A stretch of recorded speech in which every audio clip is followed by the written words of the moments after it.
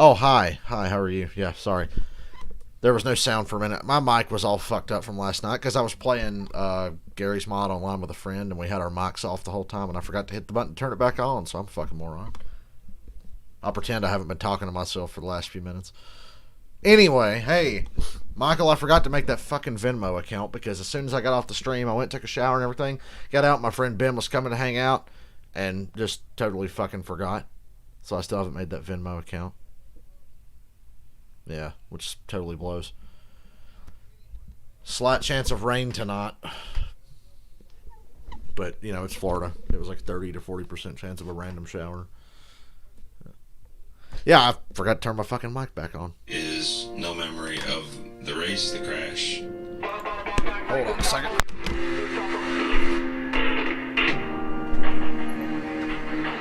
It was just like somebody hit the delete button on one chapter of my life, and that chapter being when the green flag dropped until I walked out of the hospital. I always loved stock car racing. Race door handle to door handle and bounce off each other a little bit. It's just what I like. The Boilermaker, Ryan Newman. Ryan Newman, Roger Penske. Wow, Daytona 500. Yeah, mic check. Hola, hola, hola. Race, and then really felt the fortune after the race.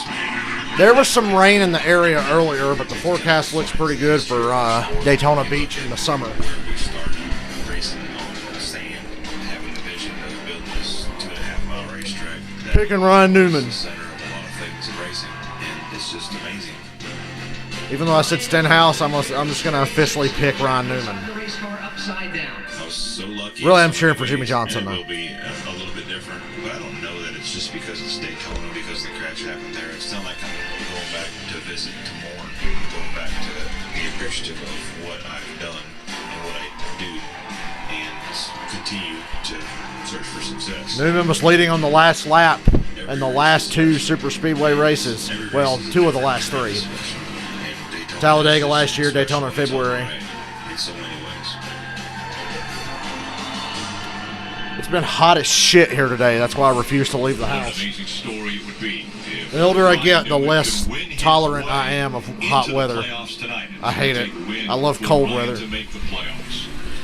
Let's take a look at tonight's starting grid brought to you by Coca-Cola. We'll hear from the drivers. Well, hey, if you were going to pick Bubba, this would be the race to do it in. Kevin Harvick, Bakersfield, California. Martin Truex Jr., Mayodan, New Jersey. Joey Logano, Middletown, Connecticut. Brad Keselowski, Rochester Hills, Michigan. Eric Almirola, Tampa, Florida. Ooh. William Byron, Charlotte, North Carolina. Jimmy Johnson, El Cajon, California. Alex Bowman. What's that super chat shit? I don't even know what that is.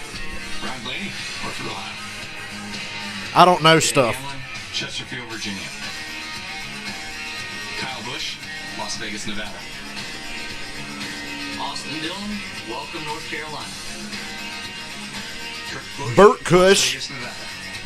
Clint Boyer, Emporia, Kansas. Matt DiBenedetto, Grass Valley, California. Cole Custer, Ladera Range, California. Matt DiBenedetto, the man with the most to lose. Prosper, Texas. Tyler Reddick. How funny would it be if Clint Boyer got wrecked and DNF'd on lap one? Cambridge, Wisconsin. Matt Kenseth. Eric Jones, Byron, Michigan. Bubba Wallace, Mobile, Alabama. Ryan Newman, South Bend, Indiana. And you see the rest of the field show up there on the left side of the screen. We want Well, to chat with the guy who definitely has 1 second, I a got great an shot idea. at winning at this racetrack. He's had great success at The only way I know for y'all to send me money that'll work is PayPal, because the fucking Patreon ain't working. YouTube won't let me have that super chat shit. So I gotta find the thing to my PayPal. Yeah, Dale, I got you. Hey, but PayPal. it's a race right now where you're going to have a win to move on to the playoffs. So we kind of want to know what your plan is tonight. Well, you said it. I mean, we got to win. So it'd be awesome to get this Kroger Camaro in victory lane. Boys have brought some really fast race cars to these speedways, so I feel really good about it. And our ability to be able to do that. There's got to be a way I can post a link to my PayPal if y'all want to. If y'all do want to donate. And make sure the fenders are on it there to make a run for the end. I made a huge mistake in that 500. Going below the double yellow line there that cost us a shot at the 500, and then backed it up with a good run at Talladega. So we'll be, I'm sure, back and forth. Obviously, we start 31st here. Got a long ways to go. Are you working alone tonight, or you got some buddies out there? You always have some buddies. You seem to work with those same guys. Just about every speedway race, you find yourself amongst the same group of people, and you know the manufacturers. You know we're all going to stick together and run well with each other. But sometimes you end up out there on the island by yourself as far as manufacturers go, and I have some other ones that I can draft with. So Excuse me. looking forward to those options when they come. All right, Ricky, have a great race. Thanks for talking to us tonight. Not a problem, Dale. Thank Hold you. on, I'm figuring shit out right now. You see right here, Ricky's carrying an onboard, presented to you by Sonic. It's a great roof cam right there. He's got a side panel on that car as well. We got 4 cameras tonight. Another one here is Ryan Newman on the roof of this Coca-Cola can. And look at this Chris Buescher shot. First, third, main cam. It's going to be his line shot all night. And Coca-Cola again. Good shot on Denny Hamlin's car. Mounting up through the field. Oh, God damn it. This All fucking right, phone. Steve, Ricky mentioned that it's a long race. Give us the particulars in our race breakdown. Well, it's the World Center of Racing. Tell you what, Michael, at the end of stage 1, I'll make the Venmo thing on my phone. I'll make it on my phone. We'll do that at the end of stage 1, okay? While I'm fucking on stream, I need to do it. Racetrack 18 degrees, not a lot of grip. We've seen big accidents there. Speeds over 200 miles per hour, only inches apart. 160 laps, 50 laps for stage 1, 50 for stage 2. The final stage, 60 laps. Fuel window, 35 to 37. I've heard they could even go 40, but not far enough to make any of the stages. And Steve, right now they're checking their pit road speed. Yeah, we've seen this all year. Remember, since the pandemic, no practice for these guys. The first lap they'll see will be in the race, so something they used to check would be their speed on pit road. You see Ricky Stenhouse right here, looking at those green dots across his digital dash. That's how they read pit road speed. Graduating lights, just making sure their calculations match up. You mentioned green dots. I think that's a great transition to bring in Rutledge Wood because I'm Hold on, guessing guys, when I'm he about to goes post the you Kentucky something. Derby next weekend, his suit will have green dots on it. Let's bring in Rutledge Wood. Hey, Rut, are you going to keep us socially Until I get that Venmo thing set up, to date tonight? if anybody wants to send me money, You know I think this link will that's a work. pretty good guess Let me on see what my happens suit, when I buddy. click You know on me it. too well. We want to see what you, the fans, are doing tonight. It's Saturday night. We're going racing. Check out a couple of tweets we got. First up, we got Ashley Truelove. There you go. If you want to donate, there's a Vintage PayPal Speed. link. She I really is need to watching from her put that in all she my shed. videos, She shouldn't is I? pulling for the 48. Nobody burned down your she shed, Cheryl. You're just fine. We also got Eileen Reigert. She is a huge Matt DiBenedetto fan. But at the end of stage 1, we'll do that Nation. fucking Venmo thing. She is I need to watching do it. tonight, hoping for I feel Maddie stupid D that I to haven't pull done off it. that win. How cool would that be? We know there's a ton of fans there in Daytona tonight. Wherever you are, send us a picture. Use that hashtag. But in the meantime, PayPal my ass. Boys, it is gonna be exciting tonight. We get That Denny's is camera for to see some sure. story. Yeah, I mean, it's Florida, dude. It's Florida in the summertime. We're going green this time. Leading the field as the official pace car for the race tonight is the 2020 Toyota Camry TRD. And again, a reminder, this is the last race of the regular season. So the fight for the playoffs ends right here. Hey, Lori. If you look at the playoff standings, Sorry, I had a mouthful of Sprite Zero there. locked in. 16 spots available Welcome. to be in the playoffs. Only 3 Posted a now link for donations because the only way I know to do donations at the moment is my PayPal. Stage guarantee So- spot, but it is completely open behind him. Matty D, Byron Johnson, and remember, Click that link and buy brother some McDonald's, $1 or something. The top 20, and they're in victory lane. They're in the playoffs, Rick. Ryan Newman for the win, drivers that had to but go to secretly the just hoping Jimmy Johnson as wins. well as Clint Boyer. Not really secretly. Well, that's a lot of people there. For those cars, put them to So the what, back of the 20,000? field. Again, points given I wish I was there. at the end of stage 1 and stage 2. That can help someone. Yay. Getting ready to kick off. It's time. A lot of Fords up front. Daytona. 3 of them lined up right there on the bottom already. Just noticed that. Excuse me.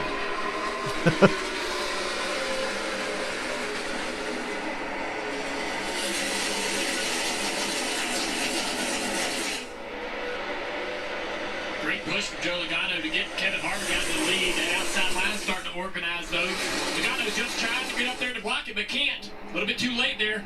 Big run. Keselowski, Truex down the back straightaway and going into the lead. Truex. Wow, Truex up front of this super speedway only because he started there, though. Whoa, look at them clouds over there.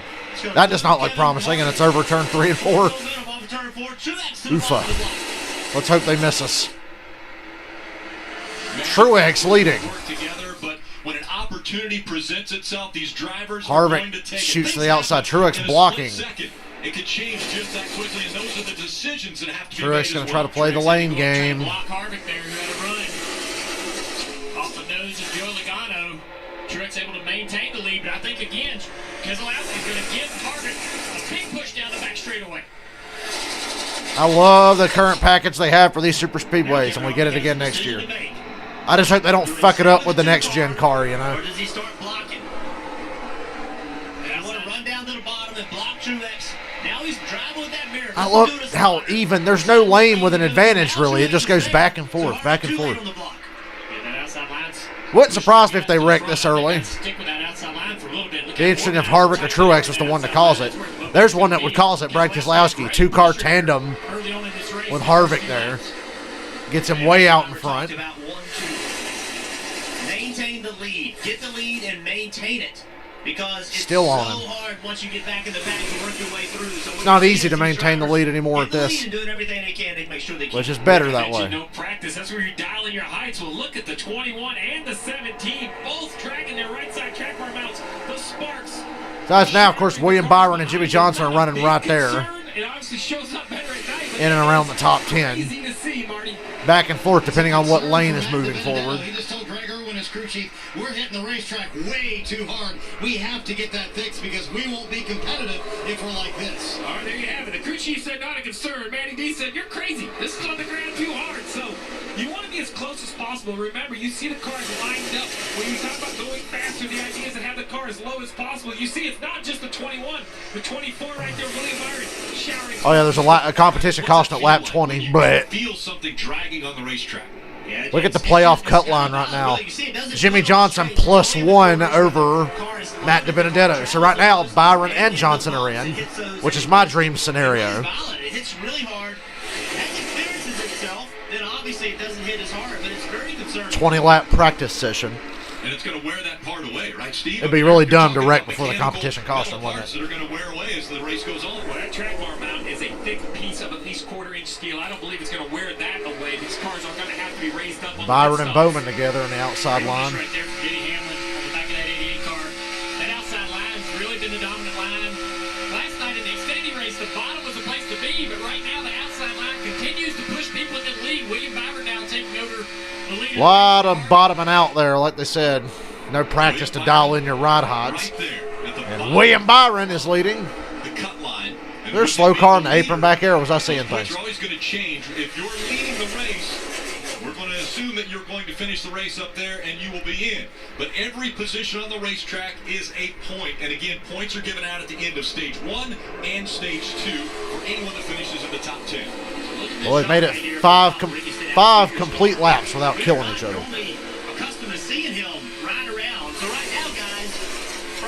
I would have taken some of that Ryan Newman money based on how he runs at these super speedways now.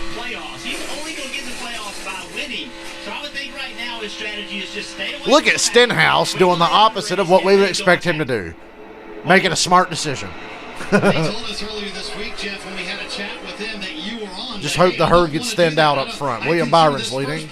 And starting 31st kind of as a practice run. Ricky's backing off on purpose. He doesn't need stage points or nothing. He needs to win the race. And there was a slow car in the apron, and I don't know if he's going to make it to pit road or not. Couldn't see who it was. Normally do in a super speedway race. One advantage that Ricky has is we have a competition yellow at lap 20, Rick, because of that lack of practice. So we mentioned all the dragging. Crew chiefs will be able to adjust their race cars, and someone like Ricky Stenhouse. The 27. Although we may not get the lap 20, as we see the 27 coasting. He's coasting to pit road. Unfortunate for the 27. Crew chief Todd Parrott on top of the pit box for the 27. God, look how fucking slow he's moving. Crew chief, 31 career wins. I don't think he's going to make it, guys. JJ Yeley behind the wheel 43. Boy, a big wreck off the floor, and they all go flying down there and slide into him. That'd be This caught my attention right horrible. here. You see Ryan Priest left hand out the window, 200 miles an hour, a couple feet to all the cars, one hand on the steering wheel. Guys, I didn't know if he had a problem or was just trying to go to the back of the pack. Seems like he just wanted out of that pack. Yeah, you just see the racing of Ryan Priest has wrecked enough this year. He doesn't need to be up in this mess. competition yellow. It's the first stage. You think these guys De Benedetto in the sucker hole there. Putting ourselves at a lot of risk. Fun to see. I don't know how long it can go on before there's a mistake. It's some carnage. No caution. De Benedetto in the 21, that And I like the two Hendrick cars out front. Kind of stuck in no man's land. Now Johnson's back there with De Benedetto. That's where the cut line's going to be interesting for now while Byron leads this race. Now you got a really good line of cars formed up in this middle line. I think Hamlin wanted to go to the middle there, but now he's forced into the center. Getting some help. 3 wide now at Daytona. There goes Eric Jones in the 20. Woo, 3 wide in the troval. Jesus. For many, many rows. Not a lot of comfort in the middle. At least Logano's in the middle of it. What does Brad Keselowski do? It wouldn't make me feel safe to be in that. He's trying to block them both right now. Trying not to let either lane really get on his course. Like how that top line looks. Trying to put him in the That middle. very top line, not the middle line. Early in this race, it's always interesting to see if the middle lane's There's gonna work. Cold Custard in third. Drivers are learning what their cars can and cannot do. See that right in the middle. Denny Hamlin, 196 miles per hour, mere inches away from the cars on his left and right. You're watching the Coke Zero Sugar 400. Hey, can we get that wide open coverage like TNT used to do for this race? Whatever. At least yet the 27 somehow made it to pit road. I literally don't know how.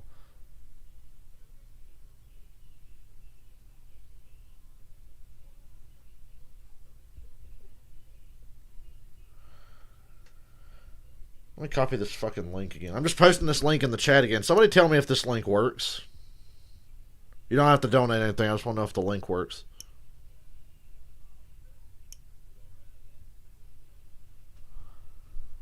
Okay.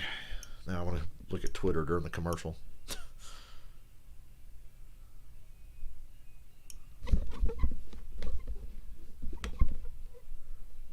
Oh boy, I was playing NASCAR Heat 5 before this race started. I was actually just finishing a race as they were starting opening ceremonies. So I was like, oh shit, I gotta hurry.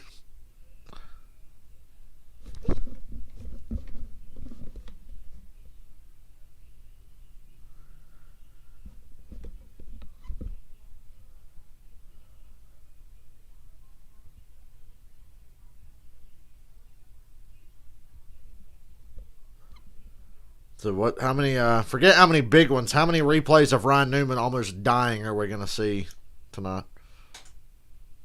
Send a cent. Yeah, a penny. I don't know. Well, let's just send an amount that small. According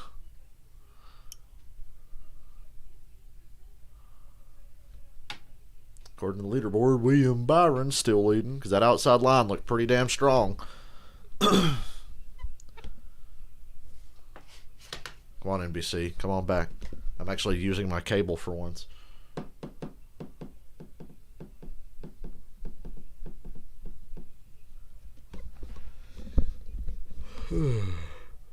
Tame race for the first stage, and then I bet after stage 1 the intensity really picks up. And boy, Darlington next Sunday is going to be a long-ass race.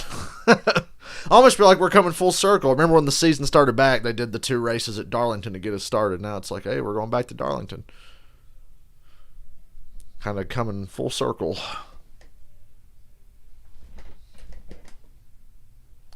Boy, that Xfinity race was like one of... I don't know how to describe that Xfinity race. It was wild, but it felt tame at the same time. There was a really long green run to the finish at the end of that race. But there weren't that many cars that didn't get wrecked. There were like single-digit number of cars that were left without any kind of incident whatsoever. And Justin Haley was one of them. Good for him. I wish he was in this race.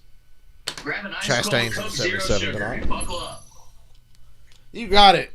Silver spoon, dipshit. Sugar 400 on NBC. Is he drinking that Coke Zero Sugar cherry flavor?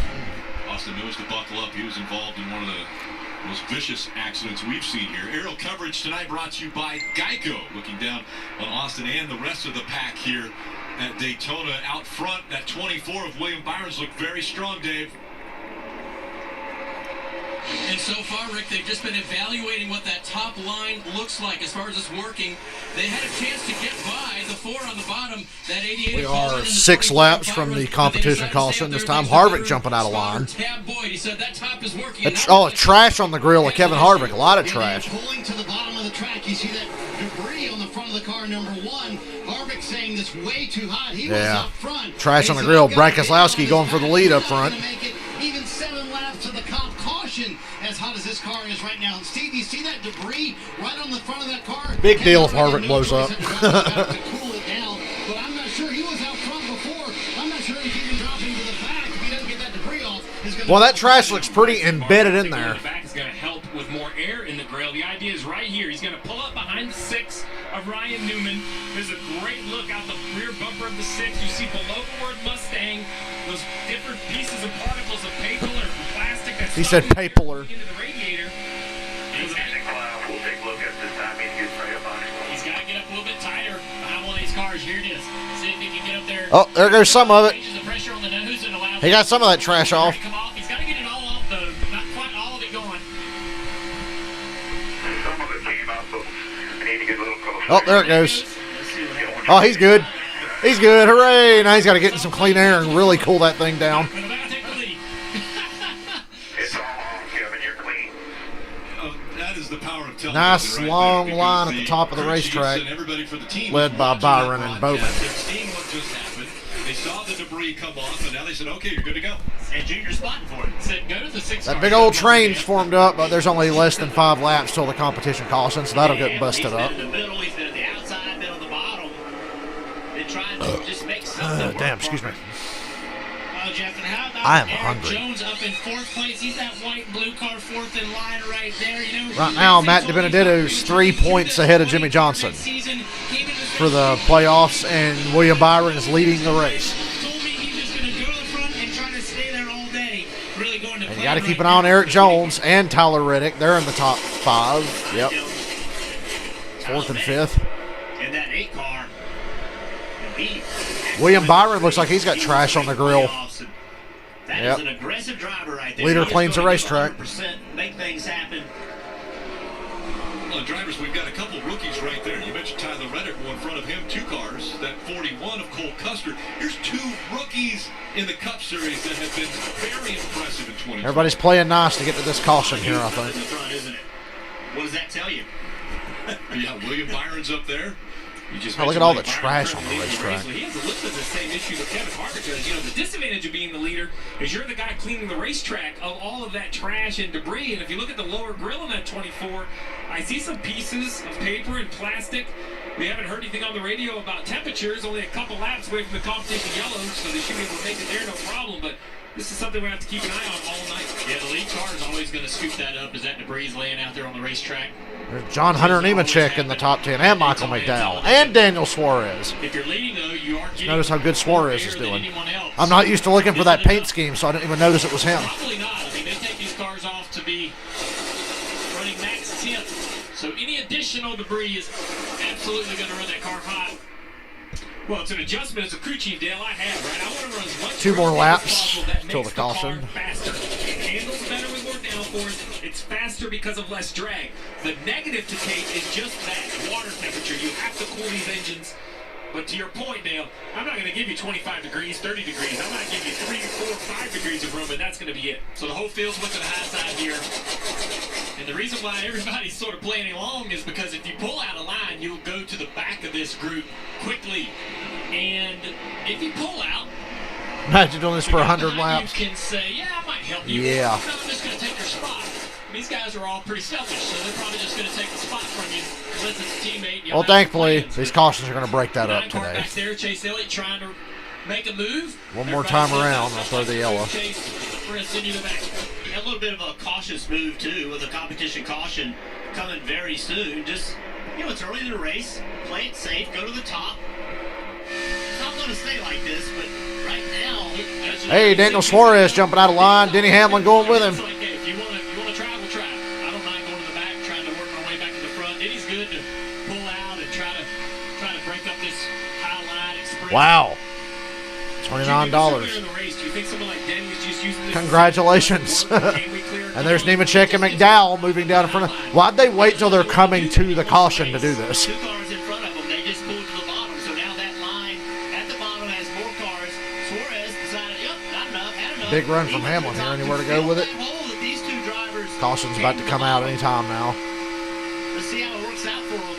Suarez made the decision. I'm going to go back to the top. Now another driver at the front. He looked Put at it the out. bottom. Isn't going to work. Decided, no, I'm going to go back to the top. Too much to lose. So right there, the caution's out. Yep, competition caution has just come out. $1 hot dogs. Well, that makes sense. 3 positions. Caution is Some of out. those moves that you saw Put it drivers out, making put was it because out. They knew the competition caution was coming very soon. So There's make that the big move, patch over there see if going you into can turn get to 3 a where the race jet falls. dryer explosion And the caution happened. falls. The color of the racetrack's a little team's different. choice if they want to come to pit road now under this competition caution, but already we have seen the crazy racing up front and. Well, it has been uneventful early. Matter of fact, let me do that Venmo thing right now. Fuck the end of stage 1. I'll do it right now, Michael. I need to get paid. Still out of work. I need to text my dad during the race because he's probably watching. I'll be like, hey, anything new? Venmo. Yes, get Venmo, please. I can download the app. Well, that's convenient. Oh, and it's through PayPal. That's funny because I just post a link to my PayPal for you guys if you wanted to donate.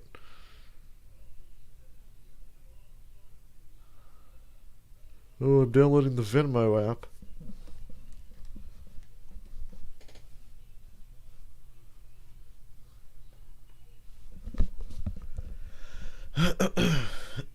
Ow.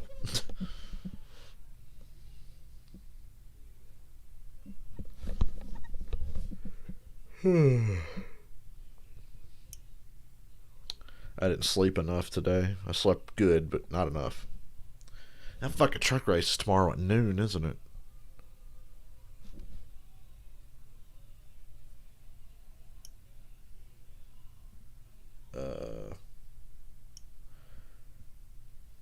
God damn it. Sign up with Facebook, yep. I'll do it easy. I'll sign up with Facebook.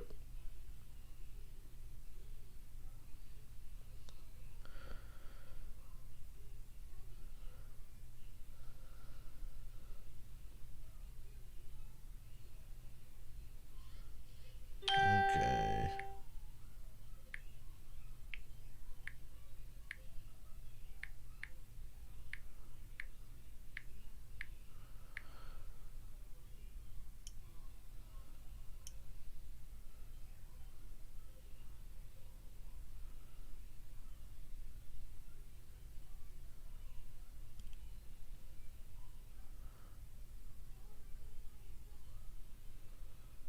Yeah. Oh, Jesus Christ. Hate making these kinds of things, but...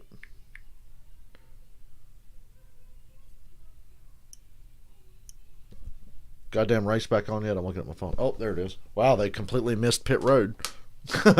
Place after this competition caution date. Fuel only for the 24 of William Byron. Mission accomplished so far. Looking very good on the racetrack.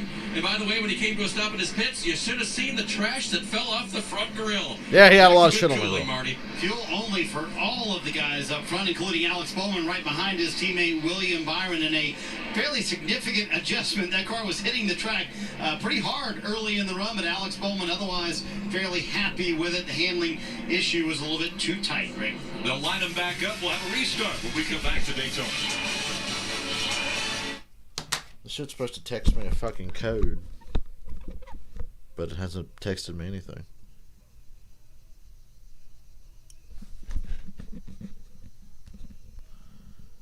What am I doing? Oh.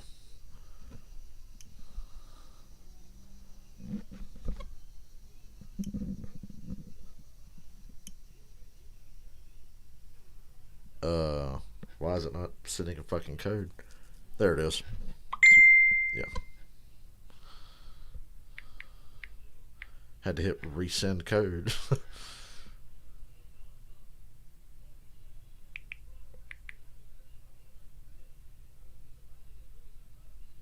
Damn it.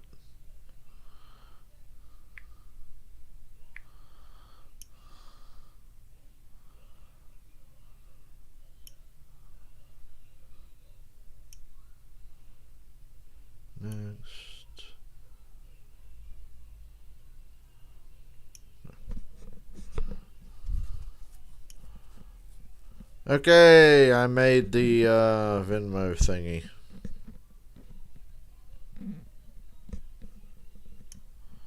Right on.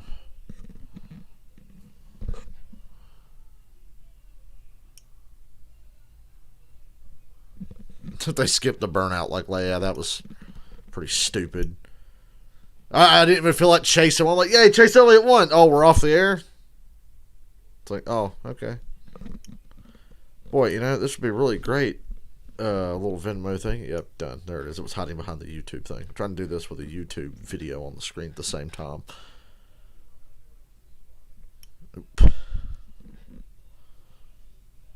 Okay, yay, congratulations. So, Michael, what's your fucking Venmo name? Because I made the thing. I did it. I did the thing.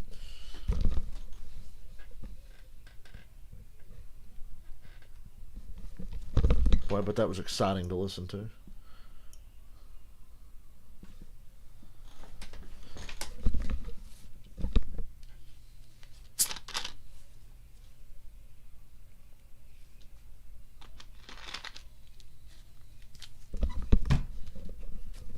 I appreciate Michael trying to get us both paid.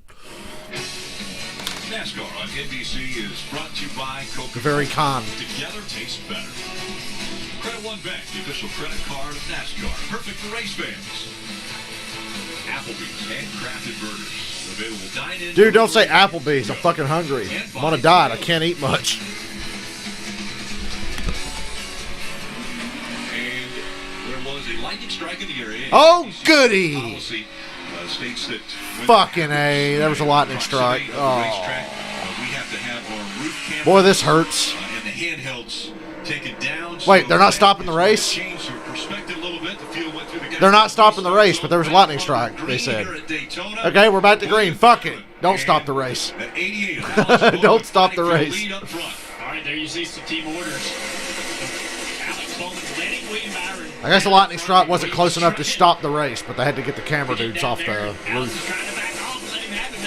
Boy, y'all should really invest in a drone cam then. They both went up to the top to block that top. Well, then some menacing skies over there. Good momentum going, so they went there to block it now. Yeah, there was a lightning strike, but it's still green. Whatever. I'll take it. William Byron's still leading. Now the race is on for stage points, and William Byron really needs them. Jimmy Johnson's in the top 5 now. That's very important. Matt DiBenedetto is not anywhere near the top 10, which is good for both Byron and Johnson, because they can both make it that way. Is running 4th in line now. He's his teammate, but he needs to beat him tonight. He can't allow William Byron to win the stage or finish ahead of him in any stage. He needs to be aggressive. It'll be interesting to see if he gets runs. What he does with Junior, one of the things that they've got to be looking Dude, as soon as they said lightning strike, my heart sank. I was like, fuck. Fuck. As well, they could both leapfrog Matt DiBenedetto and both get into the playoffs. Yeah, that's true. Byron, Bowman, Reddick, and Johnson. That's a pretty nice top 4. Marty. And Junior, remember who the crew chief from William Byron is. Chad Canals, the 7-time champion with Jimmy Johnson. So Jimmy earlier this week. That's some tragic irony. Right now, Jimmy Johnson is 14 points ahead of Matt DiBenedetto for the last playoff spot. Boy, DiBenedetto was solid a few weeks ago. For that final spot, and Jimmy told me, listen, it's also awkward because we have to work together, but I've got to beat him, so that's really complex. What's going on tonight for the 48 and 24, racing each other maybe for the final spot, but needing to work together at the same time. Yeah, I talked to Jimmy this Oh, there's that morning, backstretch chicane on the road course. I really haven't figured it out, but usually what he likes to do is do the opposite of the other guy. Whatever plan he's on. Eric Jones on the bottom with 2 teams. Boy, you know, as bad as Kyle Busch wants to win, the Gibbs cars are going to try to make sure Eric Jones wins. That's a pretty good advantage. Ooh, Eric Jones about got spun there. He got a bad bump from Kyle Busch, and he looked really squirrely. There's Matt Kenseth in the middle back there. Really not a lot going on up front. Where's Chase at? Okay, Chase hasn't even really done anything yet. Big push from Kyle Busch to Eric Jones. Would be some irony if Kyle Busch is the one wrecking the field at the shit he gave Stenhouse a few years ago. Up there, nose to tail. Now they're spread out. The 2018 and 11. I know Matt Kenseth in the middle trying to make a run up to the front. Matt Kenseth, William Byron came to play tonight. He goes to the playoffs. So go back and watch. Kyle Busch. Hey, look at how squirrely Jones gets here. Jones in the blue car, 20 car in the front. Kyle runs up trying to push him, to help him. When he does, he doesn't center it up very well. And Eric Jones has a lot of work to do. When you hit bumpers like that, it really propels the guy forward, but you have to be lined up correctly. If not, it can shoot the car in front of you to the left or to the right. Inside line's coming, little by little. Cars pushing each other. 3 teammates as well. A lot of momentum down here to turn 3. They're going to push that 20 car out to the lead here. And Eric Jones takes the lead. That's bad news for Jimmy Johnson. Boy, Kyle Busch looks really unstable when he's pushing Eric Jones. Is that just me? Great job of staying collected. Meaning, all right, Michael, I'll add you in the next commercial. He's working to try to make sure. Now Denny goes to the outside of Kyle Busch. And now Matt Kenseth's up to 3rd. Boy, the whole top 10 just completely shifted. Now Matt Kenseth shoots to the outside. Boy, you got to think Matt Kenseth wants to lead a race sometime this year. He might try to change his strategy and get off of the same strategy that the 24's on. Jimmy's now in the inside line, just made that move in turn 2. Jimmy's in the right line now. It's moving forward, but I don't know if it'll stay that way. It seems consistently the longer they run, the outside line is stronger. But it's really strong right now. The inside line. Now the Toyotas shift to the outside. Now Logano's leading the inside, about 5 cars back. Great. And now will that hang out that bottom line? Logano leading. Jones is leading. 20 to go in stage 1. Jimmy Johnson, the 7-time champion, 3rd in that lower line. Well, guys, we see Matt Kenseth up here at the front. I was talking to him earlier today about. I think it's going to get choppy for the stage at the end here. We went to Talladega this year. Maybe. A lot of these guys, it doesn't matter what points they get. They just got to win. But Johnson and Byron need the points. Jones could still gain a lot in points. But most likely just has to win. And now Jones has trash on the grill, just like everybody else who's led this race. Christopher Bell, that 95 car. I think we all expected him to be the standout. Maybe his motor will last 20 more laps. Maybe it won't. Outshined him. So you're 3rd, and then Michael McDowell is 4th. Really strong runs for those guys early. The inside line trying to. When I see guys like McDowell and Bell and Kenseth up at the front, just think of the possibilities if one of those guys was able to win. That would be like earth-shattering. They continue to lose these spots. You might see some of these guys bail out. Well, you mentioned Jimmy Johnson, that 3rd car on that inside line. He's watching this outside line drive by him. Watching the guys he needs to beat in points drive by him as well. 19 laps to go in the stage. You can't afford to not get stage points here if his competitors are going to get them. William Byron right now in the top 10. Barely. Byron hanging on now in the top 10. You mentioned the 34 of Michael McDowell. Of course, oh, my, hold on. Team knows that when they come to either hold on, Super Michael. Speedway I got the app road up on my phone course, still. It's an opportunity for them. And just like what they did here 2 weeks ago at the Daytona Road Course, running up in the top 10 all day, eventually finished 10th, and that blue car of McDowell now running up in the top 5. Remember all the Michael, here it is. I think I got it right. Horsepower. So Doug Yates making that horsepower for all the Fords. He can run up with the best of them. You saw William Byron. He went to the bottom of the racetrack. Now he's leading that bottom lane. And when he did that, when he made that move, the 2 guys behind him also made that move. So at Dale-Davis-88. Yeah, that's my name on Venmo. Inside line coming to life once again. William Byron in front. Well, I hope whoever wins, we get paid. William Byron back up at the front now. That inside line's really come on strong since Byron and Bowman got down in front of it. And Reddick, because Logano was leading the inside line. He had a great run down the back straightaway. Great choice now, to go to the inside. Byron's leading again. At the front of this field. And further back, the 11 car, Denny Hamlin, he made it 3 wide. Hung Matt Kenseth out. Now they're working back. Good, clean, safe race so far. Better enjoy it while it lasts. I'm pretty sure this race won't end up that way. Joe gets racing guys trying 3 Chevys at the front. Nose to tail, but it's Hendrick that's running the best up front. Yeah, boy, the 24 and 88 are working great together tonight. Good commercial. All right. Back to my little Venmo thingy.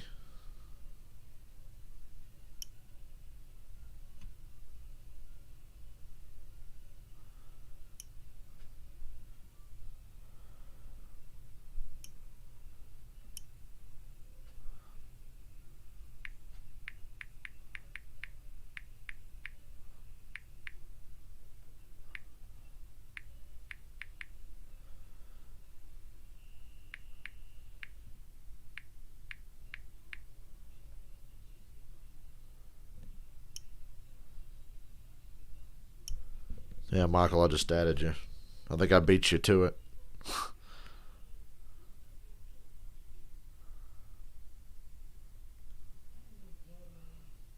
Looking like, hold on. Kind of like Ben Stiller in that profile picture you got going on there, man. Just a little bit. Oh, yeah, that was some badass music going to commercial. Felt like I was playing Vice City or something.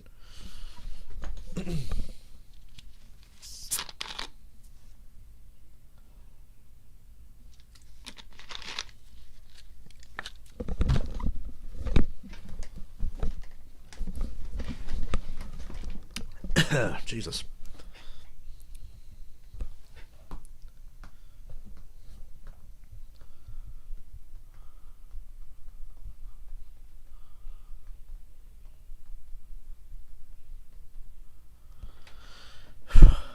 Middle of stage 2. I think at the end of this stage, there's a very strong possibility that it could happen then.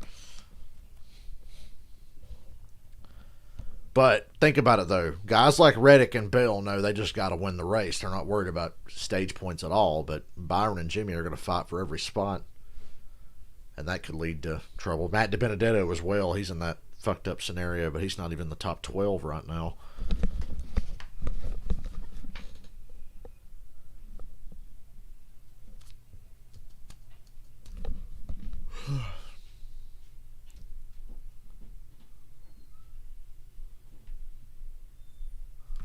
And we're back. Only 13 laps to go in stage 1 of the Coke Zero Sugar 400 from Daytona International Speedway. Out front, it's Joey Logano in the high line, and now William Byron leading the low line. He's a couple cars back in 4th. I see that Captain Dipshit is in the lead now, Joey Logano, followed by Ryan Blaney, Eric Jones, Kyle Busch. Or download the Total app today. Let's listen into the spotter for the 22 Joey Logano. A lot of stuff happens during commercials at these super speedway races. Well, I miss saying plate race. Plate race was easier than saying super speedway races. Plate race. Although they're not really plate races anymore. These tapered spacer, oh wait, that's every week. And then the 34 got down on Blaney on 10. Not Blaney, but that should box him in behind them. Should be 11 to go. 24 and 88 are really committed to each other, but now they're dropping out of the top 10. What line? Where's Jimmy? So much.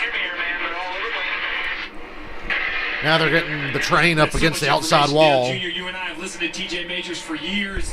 Just the picture he paints. He's talking about cars 5, 6, 7 cars behind Joey Logano as a driver. You need the information that far back. Yeah, it helps you understand how much. Well, thank you for the $5 because my broke ass, well, I'm not broke, but, you know, my out-of-work ass needs every penny, and I really appreciate it, Michael. TJ's one of the best, if not the best out there. I worked with him for years. He went a lot of races at this racetrack. And Dale, this is crazy, but I can close my eyes and don't have to watch it. I mean, for years I sat on the pit box listening to that, Rick. Very nice. I can picture the 20. If I listen to TJ, I can see if the 22 still has the lead, if he's getting past, where the runs are coming from. That's how I watch the 10 to go in stage 1. Jimmy Johnson's 8 points out to William Byron. Matt DiBenedetto's 16 to the good now. Because hello, Matt DiBenedetto's in top 10 now. He now has passed William Byron in the 24 car right behind. Boy, it's almost like watching the championship race, isn't it? With 10 to go, these stage points are going to matter. Looking where these guys are running at all times. Have to make a move to try to get as many points. Well, there's some Hendrick cars right there. Go, Willie. Oh, Willie didn't go. Real aggressive. Go, Reddick. No help from behind. Go, 88. Oh, my God. Jimmy just got completely fucking hung out. He's got 3 teammates right there, and nobody went with him. And he is getting ready to slide Come on, to the Chase. Get out of line. He's got an 88 car. Oh, Alex going to let him in line. 88 let him in line. Hey, man. 88 didn't go with him, but he let him back in line. I'll let you in, though. I tell you what, you do it again, I'll go the next time. He's got 2 teammates right there, the 88, the 9. If he gets another run like that, I think those guys have to help him. I mean, 9 And then, you know, Byron's going to pull up. What are they going to do, not help each other? He has to get these stage points. He has to get the top 5 here. It's early to make that move, though. If not enough people go with you, with still 9 to go, you're gonna go backwards. That's making that move from that far back is very risky. Yeah, but if you got the teammates to allow you to get back in line, if it doesn't work, they gotta go with you for it to work. So it's kind of a tough situation for the 88. Boo! Single file train racing. What William Byron and his team are talking about.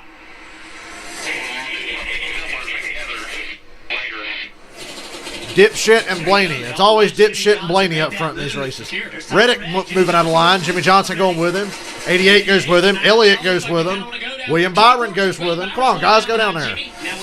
There's enough of you to go down there. Who's going to determine if this is going to work or not? They're definitely going to need more than 4 cars down there on the inside. I see a lot of Chevrolets that are not jumping out of line to go with them. It's pissing me off. He's going to the outside of Hey, look, there's Suarez. There's Matt Kenseth. Kenseth to the bottom.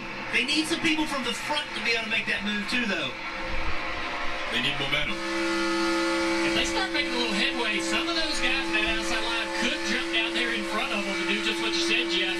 Put more cars in that inside line, drag it to the front. Yeah, if you see that bottom working, you want to get Most retarded high-speed game of chess I've ever seen. But I love these races.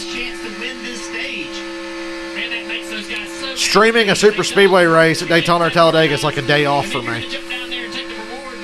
I've had a lot of day offs lately. That's why I need all of Michael's money. Thank you, Michael. Junior 7 to go in stage 1. You got to give Jimmy Johnson credit. The 7-time champ promised before the race, I'll be as aggressive as I can be. He's certainly making some bold moves. But Junior, the key for that bottom line. Ooh, that inside line's coming now. Reddick, Johnson, Byron, Bowman, Suarez, Kenseth, Newman, Truex. They're really coming to the front now. They're all the way up to third, just about. Drafting is getting to the quarter panel of the car beside you, slowing him down, backing him up. You need to do that. You need to have the guys behind you. I just don't see this ending well, no matter what happens tonight. Like that. And also, they need to side drive to be aggressive as well. Does the shorter distance help that bottom line? I mean, the bottom line, they're not having to go as far around this racetrack. Yeah, so what you saw right there when you saw that bottom line. No, I know they don't have the cameramen on the roof, but the broadcast hasn't been that affected. All the shots we're getting are still good shots. Down, and that's when that bottom lane can make some ground.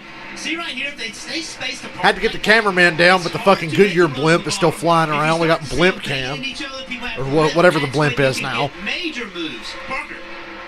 And guys, 100 car, we don't see a part of that trio on the bottom is the 9 car Chase Elliott. Oh, let's go with Chase.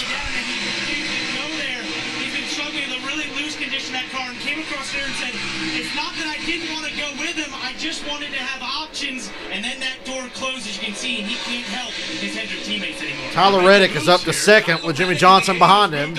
Blaney moves down to side draft. The side draft's going to pull him back a bit. Slow him down. Blaney's getting a great push. He's going to go up there and help Logano. Good push on that outside line now. Got a lot of momentum here.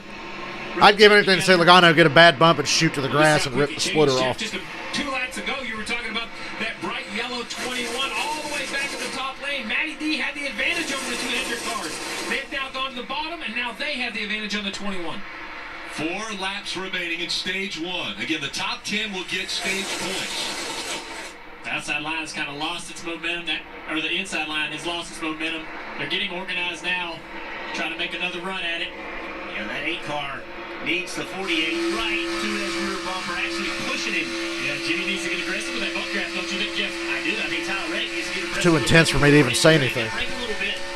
Pull Jimmy Johnson to you.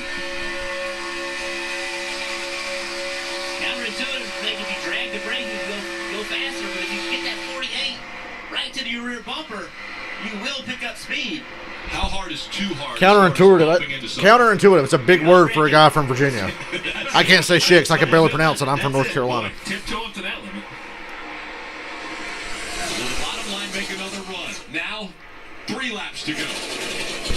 Jimmy's going to have to to get some help to get to the bumper of that 8 car to be able to push him. Man, that outside line is tight. They're tight together, and they're going to create a lot of speed doing that. The 21 back there, Dale, I don't think he has any option, right? Just riding line up top. I don't see any holes to move. 3 to go in stage 1. DiBenedetto outside of the top 10. Coming to 2 to go. Logano winning the stage is inconsequential unless he makes it to another round of the playoffs by 1 point later on. You didn't even think the same thing. I'm going to jump up in there. Give up on this highline, Marty. You see Matty D kind of struggling back there, and since he's gotten behind John Hunter Nemechek, he said, my car just feels, quote, 2 to go in stage 1. Boy, Matt DiBenedetto is really coming up small in a big moment. your car react differently, even though you're in a draft at 200 miles an hour. Inside line's fading. It's amazing how About 6 cars back now. between one car and another car, how your car drives and the speed that it has. Now only 2 to go to the stage ends. Who will make a move in the top lane, and when will they make it? If they make it soon enough, it'll help that bottom lane. I think Eric Jones will make a move here, and he's got 3 guys behind him that are definitely going to go with him. So I look for Eric Jones to make a big move here. That 95 car. Those guys have a tremendous amount to gain.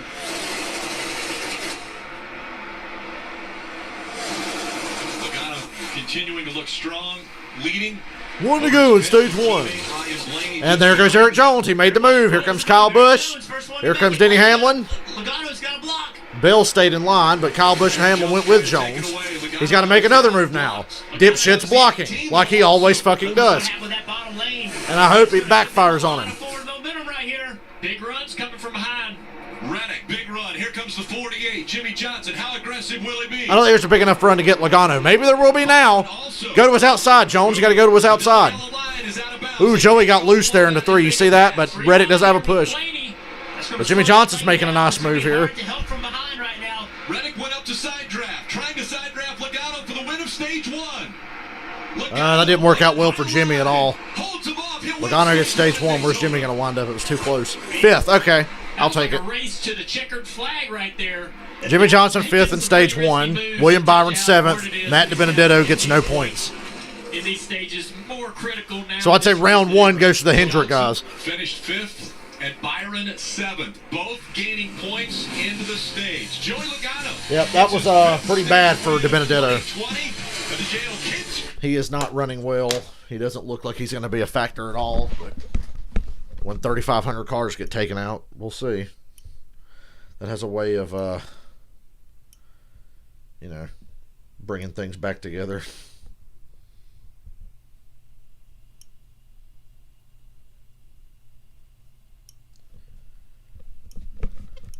Well, you see the potential there for how exciting the end of the race can be. At least nobody got wrecked trying to do that.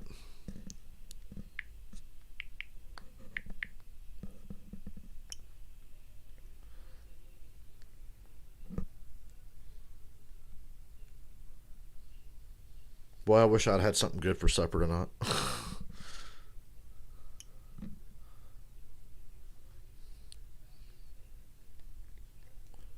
I wound up eating something at like 1 in the morning. Hey, Michael, I appreciate the $5 because that basically gave me back the $5 I had to tip Domino's last night when my friend Ben, came over and he wanted to order pizza and he ordered it like 12:30. He's like, I'm not tipping. I'm like, dude, I'll fucking tip. And I gave the dude $5 because, yeah, I'm a dipshit, but had to tip the guy.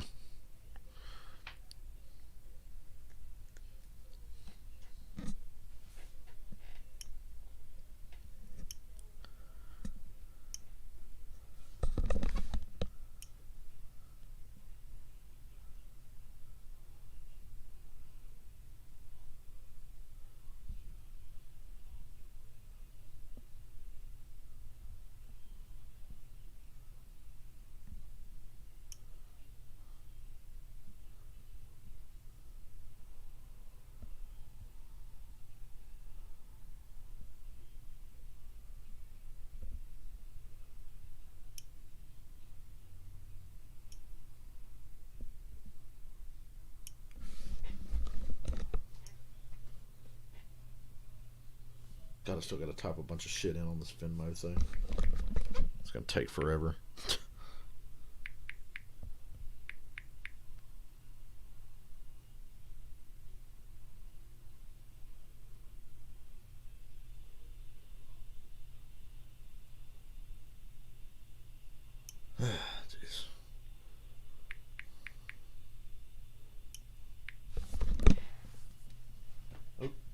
Oh, look, it's dipshit. And buckle up. You're watching the Coke Zero Sugar 400 only on NBC. Joe Logano, why don't you just fuck off? Joe Logano heading down pit road after winning stage 1. Very happy with that race car. Senate Neutral thinks the track might free up a little bit. This should be 4 Goodyear tires and fill with 22 full of Sunoco fuel. Tyler Reddick, the driver who was willing to take a risk and go down and use the low line, will now get 4 Goodyear tires and full of Sunoco fuel. Just a little bit snug. No balance adjustments, Marty. Dave Jimmy Johnson with 6 very needed stage points in the bank. It's going to be 4 Goodyear tires here and Sunoco fuel for Jimmy Johnson. And you see that adjustment. Johnson saying his car is way too tight off of turn 4. Couple of cars, a little strategy play here. Joey Logano, though, wins the race off pit road. Actually, it was Christopher Bell with a 2-tire stop. Little strategy there, grabbing 5 spots coming off pit road. Monday, experience raw. Still trying to figure out this fucking Venmo thing. It won't let me configure my identity.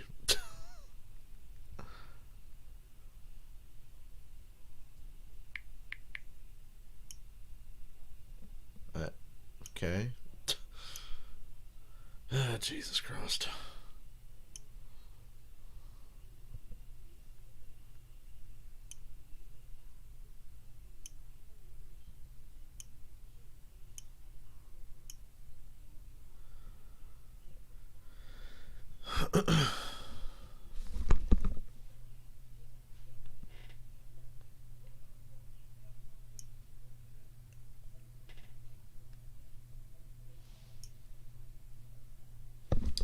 Well, yeah, that got a little crazy there at the end of the stage. That was expected, though. I was a little disappointed, but Jimmy ended up getting a top 5 there. It's hard to get enthusiastic about being a Hendrick fan when half the organization runs like shit on almost a weekly basis now. We're slowly becoming Roush. It's going to start with downsizing. That's a rumor. I hope that's not true. Downsizing to 3 cars. Yep, then we're well on our way to being the next Roush.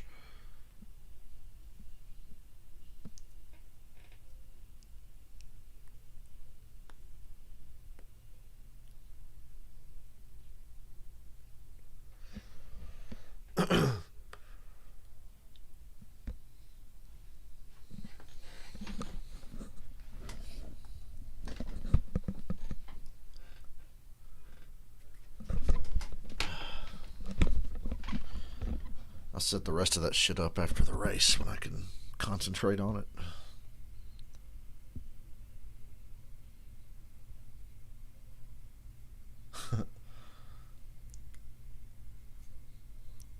Didn't have to tip. It was just the right thing to do. Because it was like 1 a.m. and like Domino's was about to close, and we're the assholes who call at like 12:40, like, "Hey, we get pizza." Well, we didn't call. We ordered online. Is brought to you by Liberty Mutual Insurance. Only pay for what you need. Sonic. This is how we Sonic. Credit One Bank, the official credit card of NASCAR. Perfect for race fans. And by Coca-Cola. Together tastes better. Look at those lovely ice-cold Cokes that I don't drink. Inside the headset, the Daytona, you can get access to NASCAR scanner. You know, I do remember one thing about drinking Cokes and shit back in the day. Drinking that shit out of a glass bottle just hit different, didn't it? I swear, maybe it was just me. I swear, like, soft drinks tasted better in a glass bottle. Let's go to our NBC Sports studio here in Charlotte and chat a little bit with DJ and Brad Doherty. Guys, first stage looked like everybody was getting fired up at the end of that one. Oh, gosh, Rick, I've got all these papers and notes in front Jeff, of me. don't say things like that. Nowhere do I see that they were paying $100,000 to win that first Jeff, stage. don't say things like that. We're driving like it. I can't imagine what these next 2 stages are going to be like. This is everything we thought it might be. You know, we've heard all season long about the magic of Tyler Reddick and how great this young rookie is. He brought that number 8 car from mid-pack and almost won this stage. Got Logano, Keselowski, and Harvick coming back down pit road here, topping off, I guess. If it's anything like this first one, it's going to be something. Well, you see all the Fords on pit road right here, guys. Are going to top off with fuel. Brad Keselowski's going to change tires. A whole bunch of other ones. I see the 19, the 11, some Toyotas.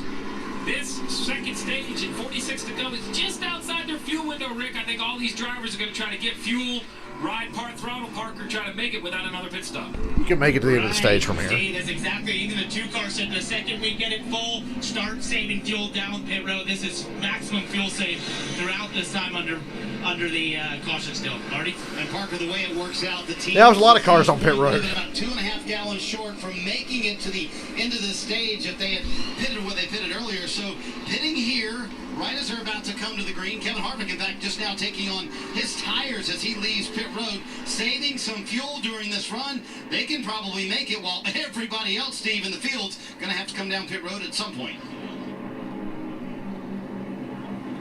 The results for stage 1, you see Joe Logano, those 10 points. I think the cars were focusing on Jimmy Johnson, 6 points. William Byron, 4 points. The name you don't see on that list, Matt DiBenedetto, the other driver. So up front, it's Bell, Jones, Reddick, Johnson. The other result of stage 1, without those guys winning that stage, that mathematically puts Clint Boyer into the playoffs. Hey, Clint Boyer clinched a playoff berth. Whoop-de-fucking-do. Even with a surprise winner, Clint Boyer is in the Clint Boyer's clinched.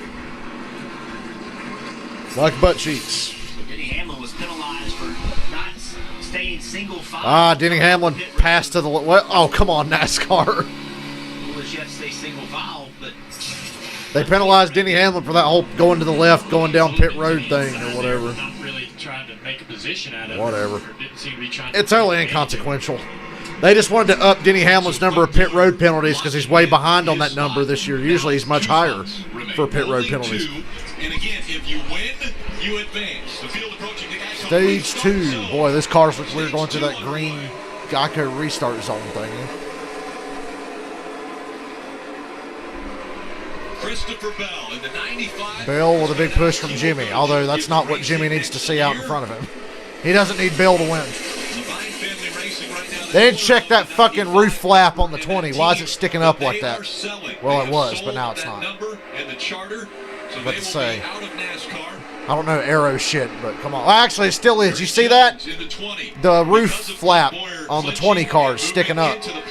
Eric Jones now has to win if he wants to make it into the playoffs. Black flag him and make him fix that. That's a safety violation. Or something. We'll make up a rule. That inside line, only 3 cars really right there. Matt Kenseth in the top 5. Not going to be there very long. South side line is going to stay organized up high. Unless Jimmy wants to take the lead now, he can change things up a little bit. It looks like everybody's going to commit to this top side real early in this stage 2. I think a lot of that, Junior, is all of those cars that came on pit road to add fuel. Their strategy is not to drive back to the front. They know the cars in front of them must pit. So at this point, it's all about just find a place in line, run part throttle, and continue to save gas. You know your track position is coming when the other cars come to pit road. So, Steve, it's no way these guys in the pit lane can make it. Unless they have a lot of cautions. Yeah, I mean, with yellows they can, or they can choose to come pit. Under green, I don't see anyone who pitted at lap 52 being able to stretch it. But I've been proven wrong before up here. It's just so hard here to save fuel, especially if you're leading the pack. Dave? Steve's doubting himself. It's about as accurate as he was when he was Jeff Gordon's crew chief in 2010. They made every wrong call in every race. I'll say Ryan Newman, Michael. I'm still going with Newman, even though he's clearly not in contention. But I'll say Newman. Then I'll really be cheering for Newman. And Tyler told us this week he would learn as well. He really loves working with Derek Nealon as a spotter. Met him a couple of years ago when he was running part-time for Chip Ganassi Racing. The races that he wasn't running, he went up in the spotter stand with Nealon. Well, Michael, you're going to make these races way more interesting for me. Go Newman. And when they had a chance, they brought him to Richard Totus Racing last year. All right, Steve, so we're riding along board. Ricky Stemhouse here with a Sonic camera. Sitting there half throttle. Full throttle off turn 2. Gonna give him a little bit of run up here. And remember, we saw Ricky Stenhouse Jr. riding in the back early in the race. Now, he's ready to stay. Single file against the outside wall. Get to the front. Yawn. Yes, they're into the corner. But he's not you know, he's not running wide open to the back of Bubba Wallace's car. He's staying Yawn. hard throttle, trying apparently to save as much It's. gas as he can. I hate when they do this. I don't even get mad when they go to commercial while they're doing this. I didn't think they could. Ricky Stenhouse, at your point, Dale, you know, they have this information on the pit box. Maybe he can run hard throttle long enough to change the plan. Remember, we still have 41 laps to go in this stage. You don't have to make a decision now. Marty. You see, I don't think Stenhouse feels like they have to do it. They're among that group that pitted at 52. But behind them, John Hunter Nemechek and Matt DiBenedetto. He couldn't say DiBenedetto. So, Jeff, if your crew chief's telling you got to save about 2.5 gallons for me over a run, 40-plus laps here at Daytona, how do you do it as we ride on board with Ricky Stenhouse Jr. and watch that throttle trace? Well, you need to know it, Marty, as soon as you come off pit road and before you go green, because if you're going to save that much fuel, you have to do it over an extended period of time. Crew chief can't tell me with 10 to go, hey, I need to save 2.5 gallons. It's too late. So you take off and you do what Ricky Stenhouse Jr. is doing right now. You're not trying to gain spots. You're not trying to gain track position. You're trying to save fuel. Stay away. Never go full throttle. Use that draft to pull your car. If you ever wondered what the draft does at Daytona, 40 to go in stage 2, and ain't nobody doing shit right now. He's not even half throttle, and he's keeping up with the cars in front of him. That's because there's no air that he has to drive through. There's a bubble in front of him that he can just ride in. And now he's going full throttle to keep a certain distance from those cars in front of him. That's how effective the draft is. Well, Jeff Burton explaining the effects of draft and how you can save gas in the pack is kind of boring. It just sounds boring. He'll go to the back of this line. All these guys who run into half throttle will go by him in the draft. It's crazy. You say crazy. You want to take a look at tonight's Xfinity Fastest Laps. We've watched the throttle trace for Ricky Stenhouse Jr. He's on this list as far as one of the fastest So laps. the 5 fastest laps tonight: Austin Dillon, Chase Elliott, Ricky Stenhouse, Matt Kenseth, Daniel Suarez. Well, they brought a bullet for Suarez tonight. Hey, Janet. 203 plus miles per hour around this 2.5 mile super speedway. Hey, Janet. Michael is my surrogate degenerate gambler now. We're making money.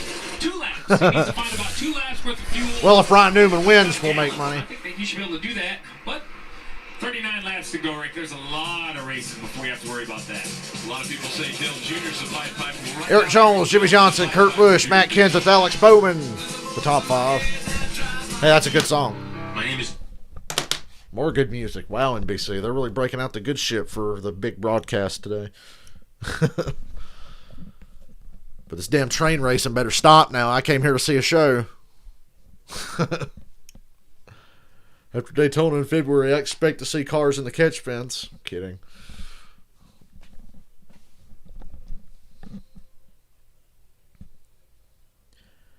Dude, before I started the stream for the race, I was playing NASCAR Heat, and I was racing in Texas, and I was making up a shit ton of ground near the end of the race, and I was about to pass Blaney and Truex 3 wide coming into the dog leg at Texas. And as soon as I get to them, the game seizes up and freezes. And when it unfreezes, I'm crashed upside down with Ryan Blaney. And I'm like, what the fuck? Like, the game just seized up, stopped, and when it came back, it was like, oh, you're wrecked. It's like, well, thank you.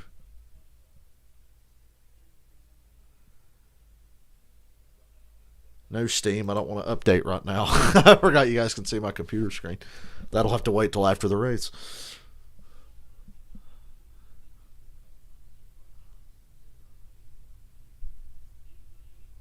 Yeah, I don't know what the fuck. Then the race before that, I was racing at Gateway, and the same damn thing happened. I'm just riding through off of turn 4, and the game fucking froze. Next thing I know, when it starts back, it's slamming the outside wall really hard. And I'm like, I don't know what the fuck is up with this. Also, in the new patch for NASCAR Heat 5, Josh Bilicki is the best goddamn driver in the game, dude. Like, what the fuck? I'm doing a cup race, and Josh Bilicki's, like, unstoppable now. He's, like, top 5 in every race. Don't know how to explain that. Oh, that Sonic commercial. I want a milkshake. It's 8:30. God damn it. I blacked out behind the wheel. Everything possible, nothing guaranteed. Yes, please. The NASCAR Playoffs on NBCSN. 2 remain. Who will make the cut and take one more step toward the ultimate prize, the BMW Championship on NBC. Back at Daytona, pit stops here in stage 2, 16 laps in. Jimmy Johnson and all of these cars that came to pit road this time, fuel only. This will get them to the end of the stage, but remember, they're racing those guys who've kind of been hanging out. Good news, we're getting milkshakes. And I see the Hendrick bunch and Kurt Busch and Matt Kenseth pitted. So Ganassi and Hendrick on a game plan together. So everybody's chickening out. They don't think they can get to the end of the stage. God, there's more debris on Eric Jones' grill. Can it blow up to get him out of the race so I don't have to worry about Jimmy? Right, and this is one of the things that Toyotas have to do with less numbers. They react to the Chevy cars. They told me this is exactly what they'll do. And this is what you see here of Eric Jones and Christopher Bell coming down pit road a lap later than the Chevys. They're trying to keep up with them on track by pitting just after them. So everybody all the time gets frustrated about fuel mileage races. They think it's the length of Yeah, I'm taking a pass on the cookie dough thing tonight and just getting a good old chocolate milkshake, because that's been a while since I had one. It's how the crews break them up. We saw guys come to pit road and top off. Here comes, look at this group of cars right here. That's how much faster they are after a lap up to speed, easily going by the Toyotas who are just now leaving pit road. The concern is on the left-hand side. So I like the Ganassi-Hendrick alliance. I like that. Kurt Busch and Matt Kenseth working with Johnson, Elliott, Bowman, and you think Byron will be in that group, but I don't see Willie B.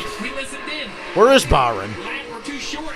The question is, has he saved enough now, right, Dale Jr.? Because with Ricky Stenhouse running second, not saving much fuel up there. And he's not right half throttle in second position. He can do that further back in the line. And up front, it's Kyle Busch and his best friend, Ricky Stenhouse Jr., his favorite driver, besides himself, right? The closer you get to the front, the more throttle you have to use in the draft. Let's go on board here. There you see it. He's trying to not run full throttle. He's got half throttle, 6% throttle right there. You see he's not able to get all the way out of it like he was when he was further. Kyle Busch's right rear roof flap is coming up. I want to do all the cars do that, or is that a Gibbs thing? Am I looking for something to get mad about? This is very interesting. With all Surely I would. and the Fords coming to pit road, it's going to put Kyle Busch, Stenhouse, and everybody who came with one to go in a box, because Kyle Busch saying, hey, what are we going to do now? We're just going to have to run this long, run it until we have to. It looks like this stage is going to go green all the way. Lap 69, nice. Fuel pickup and then come to pit road. But now, further back, Kevin Harvick, Rodney Childers saying, this is not working. Our plan's not working. We're not saving enough fuel to make it to the end. So we're going to figure out something else. So, Steve, it's interesting. It's almost like those Chevys and the Fords that came to pit road kind of put these other guys in a little bit of a box. I like it. Absolutely did put them in a box, because right now My Chevy guys working together. He's running in second. So this is the lead pack. Kyle Busch, Ricky Stenhouse Jr., John Hunter, Matty D. This whole group, you see them, about 20, 25 cars. But then if you look ahead of them, you see right there, these are all. Yeah, they just told Harvick or whoever they're going to be about 4 laps short. They got to pit by the end of the stage. Well, I was kind of, I know I'm not on the pit box. I'm not doing the numbers. But I felt like these guys could make it to the end of the stage with the caution laps and topping off before the green. I also didn't think it get strung out like this, but I didn't think that. So, yeah, now they probably can't, because it's going to go green all the way. Right now, I'm trying to let y'all know, you can't let that big pack catch us. And if you're the leaders, I'm trying to convince you to just stay in line and run as fast as possible. We just heard, Steve, to make this. Where's the 88? We just heard that the crew chief on Kyle Busch, we just heard him say, we're 3 or 4 laps short. Right. So he's leading this pack knowing that he's going to have to pit also. So the field is completely mixed up, and their gambles are going to have to be made. Think about that 21 car right there. Randy Benedetto, he has a shot right here. Boy, this is stressful all of a sudden. Newman wins, $30 goes in. Sweet. Go Newman. I feel like I wasted my pick on Newman, but just a feeling I had before this race started. It's easy to say it now because it just doesn't look like Newman's going to be a factor at all, but we'll see. Then, Rick, here's that second pack of Chevrolets trying to catch that other pack. I've been told that 4 is not quite enough. They need more than 4 to outrun that big pack. So here's Byron back here, the third car back. He was alone for a while. Finally, he found his Chevrolet friends here. They're working their way up toward that other pack that all pitted on lap 65 under green. So basically, Rick, you have a big split strategy. Kyle Busch is leading the race. You're going to see the 96. Daniel Suarez taking the lead. Gas, but you have a group of cars out here. You need Chaser Cottle in to get your 75. Oh, boy. You have a group that think they can. A caution will change everything. Ty Dillon, Suarez. Ty Dillon's going to go to the inside here. Suarez, Bubba Wallace, Corey LaJoy, all these guys clearly don't feel like they need to save. They're going to go up here. That's great for Kyle. He can get behind these guys and start to run a little part throttle, start to gain back some of that fuel mileage that he's looking for. Another car really not looking to save. Denny Hamlin pushing hard on the back of Corey LaJoy down the back straightaway. All that real hard, all that action with all of this turbulence being created, thrown up in the air. That's helping that 21 car who's back in ninth right now. The more cars get in front of him, the more he can save fuel. If he's going to try to make this, Steve, that's going to help him being further back. Yeah, you're talking about a lucky break. So much going on, but nothing that interesting at the end of the day. Position as it's move around. He had a fuel pressure issue, is what we're hearing on the radio. He had to pull out of line when everybody was single file, went all the way to the back. The best I can diagnose through the radio conversation, they cycled the engine. It has fixed something with the fuel pressure. Let's listen into the 43.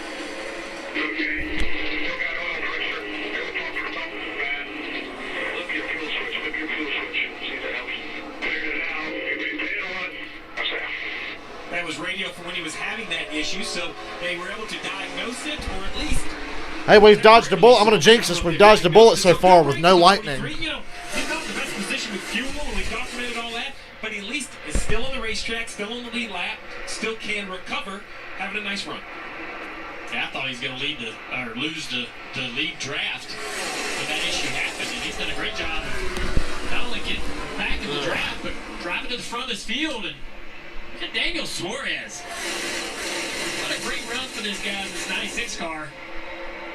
I know they're out there full throttle trying to lead this pack. A lot of guys saving gas, but Daniel's really worked hard to get up toward the front here. Made a lot of great moves tonight. And Daniel did pit, on lap 54. Those guys immediately behind him, they pitted on lap 52. So he does have some extra fuel. All right, we said get organized. There's them Chevrolets. Johnson, Bush, Elliott, Kenseth. Well, Jones is in there. Bowman, Austin Dillon, Byron, Reddick, and then Bell. So there's two Toyotas mixed in. That's a nice little group there.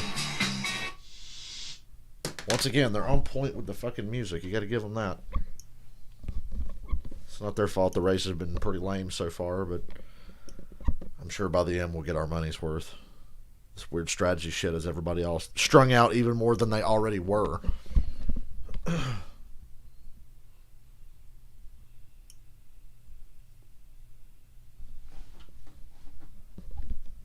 But yeah, Daniel Suarez is leading. Didn't think I'd say that at all this year, but I'm going to say it again because it's pretty funny. Daniel Suarez is leading.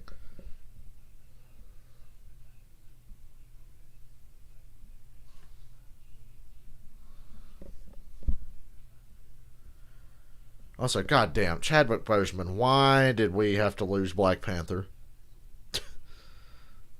Dude was fucking brilliant. That really bummed me out last night. I'm like, is this a fake news thing? Like death hoaxes and shit go around? No. Unfortunately, Chadwick Boseman died. Us Marvel movie fans are very sad.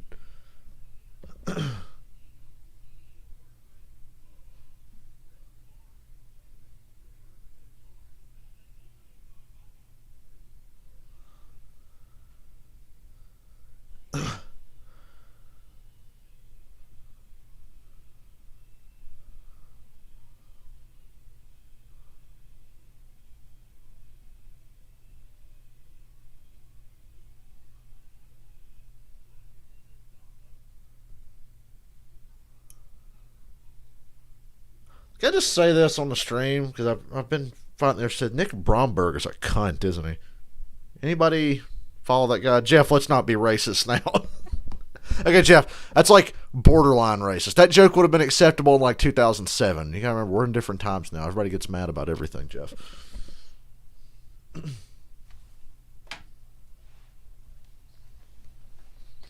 are we gonna do next? Call him a transsexual?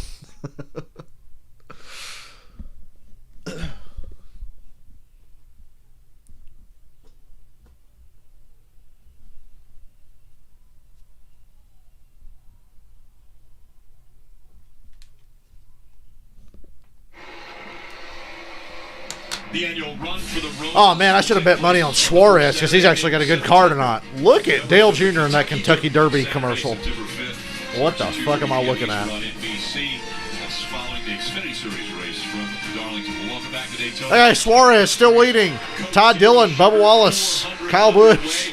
Junior, we just saw you there with Rutledge. We know that you had a pretty good experience at the Kentucky Derby last year. Yeah, that's so much fun. I've never been. It's not like 8,500. One of the things in life you have to see in person at least once. Want to get a few updates? We'll start with the top two and Dave. Nice to see a couple of names up front. We don't see that way all the time. The 96, that black car, that is Daniel Suarez. Team owned by Marty. Heard of Daniel Suarez. He's put a lot of work into this team since the return to racing. In fact, he's been at the wind tunnel. They've been running good tonight anyway. I know they're leading because a lot of guys pitted, but in that first stage, they were up there running for the lead for most of it. Ty's very comfortable with restrictor plate racing. Obviously, learned it kind of in his blood, you might say. And last year had his best career finisher, a fourth in the summer race. We'll look at a Toyota driver update as we see Suarez up front. Was with Joe Gibbs Racing. Lost that job and moved over into the 96. Now running up front here, obviously it's a strategy move. And you talked about it topping off, Steve. Yeah, so Rick, we have 23 cars that have not pitted under green during this stage. They are all clumped together. You see them right here, this big, long line of cars behind Daniel Suarez, Ty Dillon, and Bubba Wallace. It's a mixture between these 23 cars. Some, we're hearing, feel like they're good on fuel. Some, not so much. We're going to have to see what team for Jimmy Johnson's sake, I hope none of them are good on fuel. Farther behind these guys, basically almost a straightaway behind. You're going to see it right here. A little more than a Thank God they're farther behind than I thought they'd be at this point. These cars pitted under green. 100% sure these cars can all make it to the end on fuel. The issue is, if the guys in front of them can, they're not. If a caution comes out, those guys in the top 10 will definitely stay out and save gas. So, for Jimmy Johnson's sake, I hope this runs out green to the end of this stage for the next 19 laps.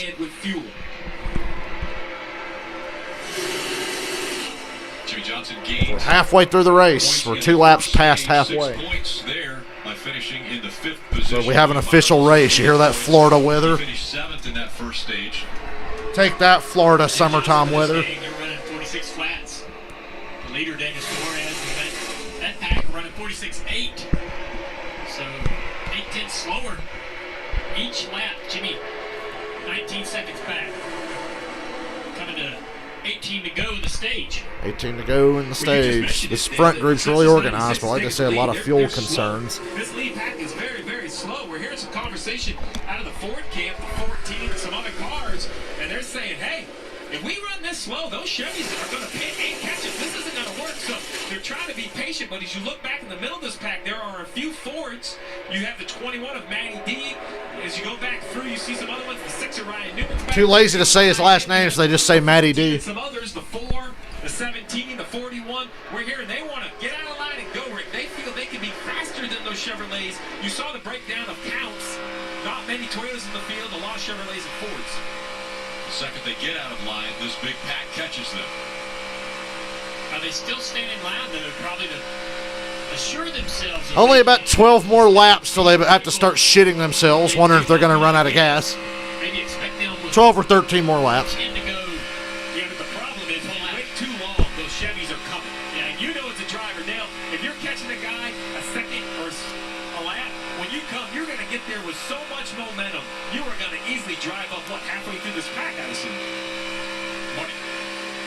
Yeah, these guys who pitted at lap 54, including Matt DiBenedetto, you see him in that bright yellow car down there, getting a little antsy, if you will. They feel like they should be able to go versus the guys up front like Kyle Busch, who pitted at 52. Gregor was holding them all. Right now, the inconsequential playoff bubble is Jimmy Johnson, because by their calculations, 5 points ahead of William Byron at the cut line. Software, the Chevys will catch them with 1 to go. So those Fords don't have time to wait. You're right. Those Chevys are coming fast. Calculations in real-time data, Jeff. You know, the crew chiefs can now see how much fuel they're using, how much throttle they're using. Yeah, that's right. A lot of information. The crew chiefs can see what their competition is doing as well as what they're doing themselves.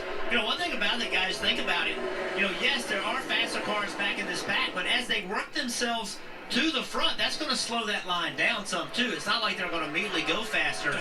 But, you know, I got this vision in my head I can't get out with Daniel Suarez.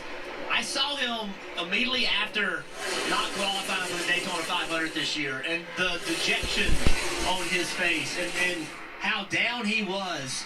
First year with this team, this team does not have the funding from teams that he's accustomed to driving for. You can just see it in his eyes how much it hurts. Imagine how much better he feels. Okay, they finally played a bad song going to commercial.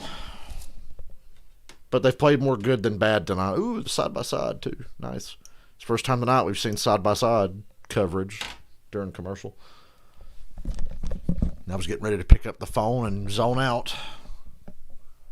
15 to go in stage 2. Stay green for Jimmy's sake, and hopefully these guys will all have to pit, or most of them will. And the ones that don't, hopefully they run out of gas. You got to think, though, even if one of these guys makes it to the end of the stage, you still got to run like 3 more laps under caution before pit road opens, don't you? Gotta sneeze. Jesus. I'm allergic to bullshit, sorry.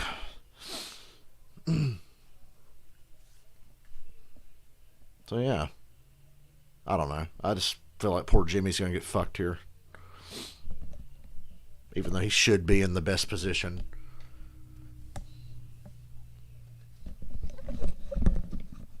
Knowing his luck, who knows?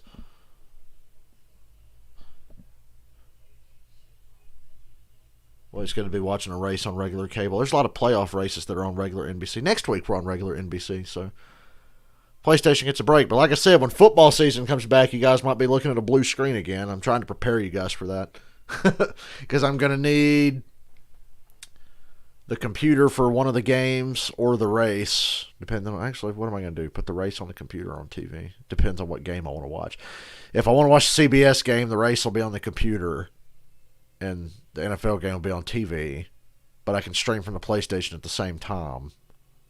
So, yeah, you guys might be back on the blue screen for some of football season here with the NASCAR playoffs going on while football is going on. Because during football season and when the NASCAR season is still going, I multitask. I have to watch like two or three things at once. The first couple of Sundays will be easy. Ty Dillon and Bubba Wallace coming to pit road from the lead pack, so that's a couple out. Corey LaJoie to pit road. And the ugliest car I've ever seen. Corey LaJoie in the 2020 morally reprehensible cunt Ford there. Brennan Gaughan to pit. God, I forgot Brennan Gaughan was in this race. Until I saw him come on pit road there with those guys. Oh, thank God we got Brennan Gaughan out of the way. So that was 4 cars to pit road that time. That's all I see.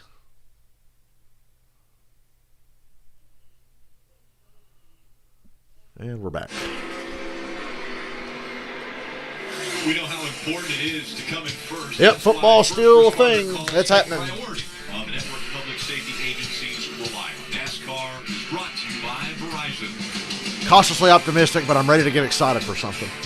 I'm so ready to get excited for something. I gotta will it into existence. Speaking of which, I gotta find a bootleg of that Metallica thing to watch later. You can visit NASCAR.com/mobile. Because that Metallica drive-in thing is going on tonight. Like right now-ish. Things are going to change up here. These guys are getting a little bit low on fuel. Some are going to have to come to pit road, Steve. Yeah, we saw 3 cars right there nonstop come to pit road. Bubba Wallace came, the 13 of Ty Dillon, and the 32 of Corey LaJoie. They showed their hand. We can't make it. They came to pit road and got fuel by themselves, which is a little risky as far as lap time, but a lot safer. You don't going to get damage coming to pit road. Oh, look at this clusterfuck. Oh, my God. Joe Logano is trying to push the issue. He gets to the outside of the 21. What? Joe Logano might do something stupid? That never happens. What are you talking about? Jimmy Johnson +5 over William Byron as of now.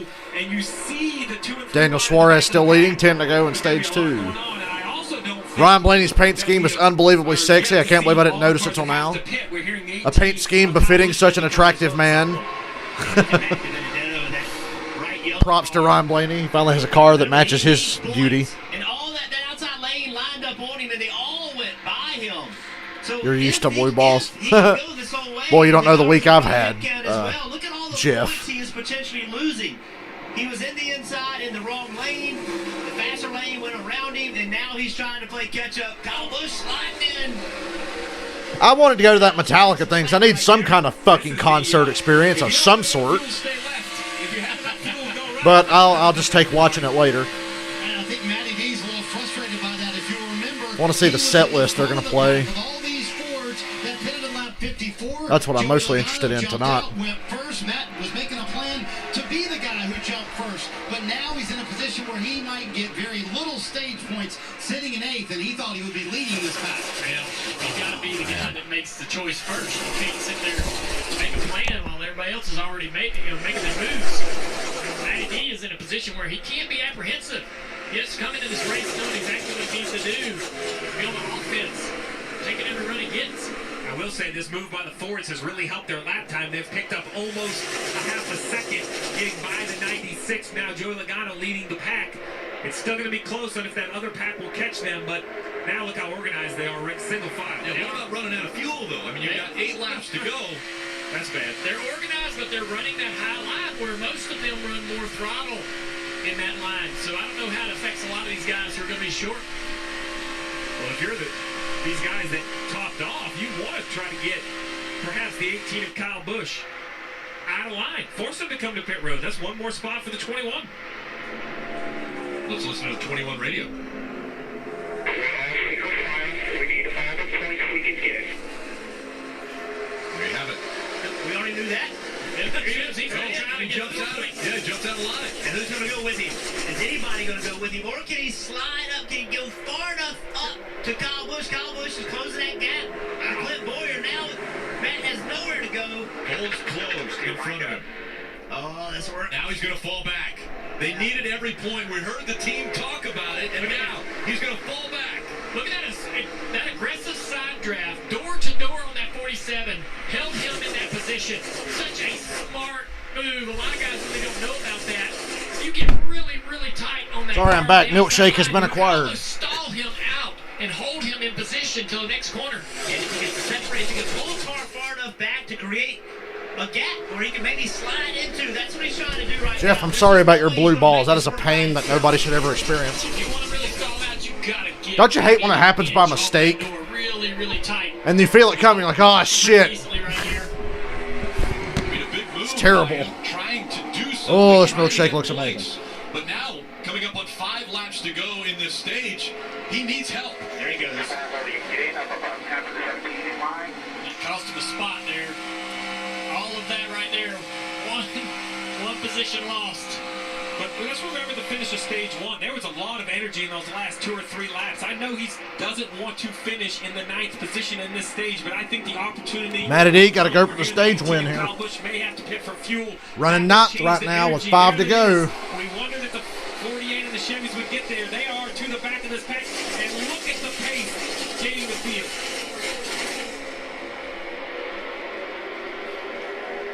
Look at the run the 48 has. Jimmy Johnson, again, they know they have enough fuel.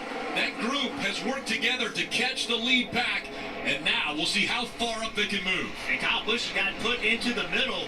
And remember, Kyle Busch, he did it on lap 52. Kyle Busch still winless. Ha ha ha ha. He ran out of fuel right here, Marty. That would be a big problem. He has Oh, to now get he's down. right in front of Jimmy Johnson. You have to come this time for Kyle Busch, and he's in the middle. He can't get down, and the same for Ricky Stenhouse Jr. They told him we can maybe make it to 3 to go. Now Kyle Busch finally gets to the bottom, so they're going to go 1 lap longer than they wanted to on the 18. And Jimmy Johnson needs to get, there you go. Jimmy Johnson moving forward. There's a lot of energy in the front right now. So Kyle Busch and Ricky Stenhouse are apparently going to pit this lap. Stenhouse is not on the bottom. Kyle Busch is. For 2 laps to go, or across the start-finish line, they have to come before pit road closes, so they have to come this time. My team's waving frantically out the window. Boy, this is intense. Run me over here. I'm on turn 4. I need to get to pit road. Nobody tight behind him. he's going to be able to get there safely. Jimmy Johnson was sideways off turn 4. Kyle Busch gets to pit road. Yeah, they're right. God damn. Jimmy Johnson. Jimmy's gonna be really aggressive right here. Yeah, Jimmy's got to make some shit happen. He's up here now. He's back in the top 10. To the middle. Come on, Kurt. Kurt Busch goes with him. They get by John Hunter. Let's make some shit happen, Jimmy. I don't know if he has the help, though. He doesn't have the help he needs. Kurt Busch coming up behind him to give him a big push. He's got Kurt Busch with him. This whole time, really dedicated at 48, giving him these opportunities. Knocking that outside line. Lori, we'd all appreciate your concern, I'm sure. 2 laps to go. Just saw those comments. Up front of that. Somehow, Captain Dipshit's going to win stage 2 from the looks of it. 2 to go. So to the back of that pack, guys. Yeah, stage ain't over yet. William Byron. There he is on the bottom lane. Can he get up? 3 Penske cars plus the Benedetto. 1, 2, 3, 4 on the bottom. Yeah, they got this. Down 11th. Truex got the momentum to get the outside of Blaney now. Side by side for second, continuing to advance. Jimmy Johnson's got to do everything he can to stay with Boyer Truex. Joey moves up to block Truex. Has a little momentum on the low side. Can he pull side? If Truex had any balls, he would have shot to the inside there. Instead, he's shoving Logano way out front. Oh, I know what he's doing. I knew exactly what he was trying to do, but he failed miserably. He was trying to do what Newman and Hamlin were doing in February. Push him way out front and just pass him yourself. Coming up on 1 to go. 1 more lap in stage 2. Logano out front. De Benedetto fading out of the top 10. Clint Boyer, you fucking asshole! God, Clint! Fucking idiot. That could have fucking wrecked the whole field like he did last year. Stupid prick. God, Boyer and Brett Griffin pissed me off so bad with that shit. Fucking pricks. Blocking fucking assholes and no reason for it. They don't need the goddamn points. Well, they care if Joe Logano wins a stage. He won stage 1. Looking to win stage 2. Son of a bitch. Clint Boyer's a stupid asshole. Hey, Suarez going to stay on the lead lap. Coming through the triangle again. Logano does it again. Jimmy Johnson gets, what did he get? Anything? 5th. Nice. Byron finishes outside the top 10. No stage. Jimmy Johnson 5th to Benedetto 7th, and Byron gets nothing. Last lap, last set of corners. Oh. Blocked by Ryan Blaney in the 12. Stop the momentum of the 24. Fucking Clint Boyer. Dude, Clint Boyer was about to be my public enemy number 1, and I know it'd be his dumbass spotter's fault, too. Because Brett Griffin is the biggest dipshit on the spotter stand. Clint Boyer wrecked the whole field at Daytona last year twice. Once in February and once in the July race. And he damn near did it again right there with his fucking dumb bullshit. Fuck. So Dickhead wins both the stages, but Jimmy Johnson got 5th in both stages. That's pretty good for Jimmy, considering he was like 20th a couple laps ago. Byron finished 11th, no points. So it's definitely advantage Jimmy Johnson right now.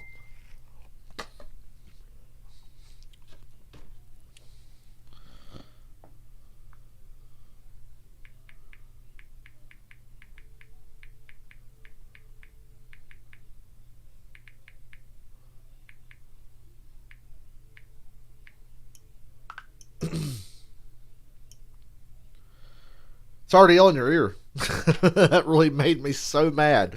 That was like Jimmy was going to at least get 2nd or 3rd in that stage if Boyer didn't block like a jackass.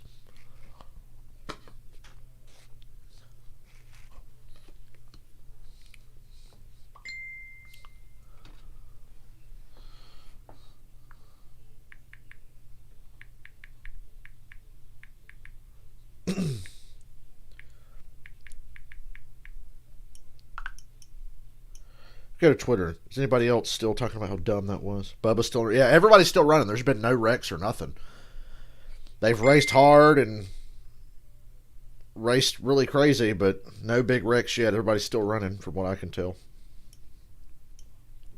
Ryan Newman's still running, so I still have a chance to make some money tonight. Thanks to Michael.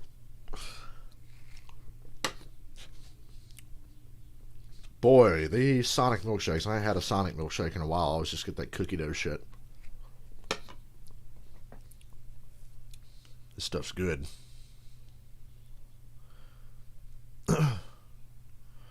And Daniel Suarez stayed on the lead lap. So as of now, DiBenedetto +5, Johnson +4, Byron -4. With 60 laps to go. Final stage coming up. So, clench your assholes, people. It's going to get real. The reality of the situation is getting closer and closer. Meaning two stage wins with a 22 car here at Daytona. It's going to be 4 tires, full soaking. Oh. Cliff Daniels, Jimmy Johnson's crew chief, on the radio just moments ago. The 14 continues to be a douchebag week after week. What'd I say? He's a fucking no-driving moron, and that's why he's not going to be in the Cup Series next year. Go fuel and work on the strategy now, Marty, to get to the playoffs. 12 stage points deposited for Jimmy Johnson, and that is the second most of anybody tonight. You saw that wedge adjustment. Car's a little bit too tight off of turn 4. Four fresh Goodyear tires. We'll see if the pit crew can do their job. Also a little tape on the grill as well, and Johnson will come out 4th. Joey Logano holds serve here on pit road. Yeah, you see the race off the pit road. Top 3 guys holding their position. Kyle Busch tries a 2-tire stop there, gaining 19 spots in that pit stop. More bad music. Clint Bowyer is a no-driving fucking moron. He's just as bad as Stenhouse is on these super speedways when it comes to wrecking people, but he doesn't get shit for like Stenhouse does. Who do I think is going to win? Well, my dark horse winner is Newman. That's who I said. Who do I think is going to win right now? I would say Logano, but he's probably going to block himself into a fucking crash. So my heart's telling me Jimmy Johnson, because he's got a really good car and he's making a really aggressive move. He's going to be the most aggressive. He and Stenhouse are going to be the two to watch. I think Logano's just going to get taken out being a dumbass. Him and Bowyer both, because they're fucking losers.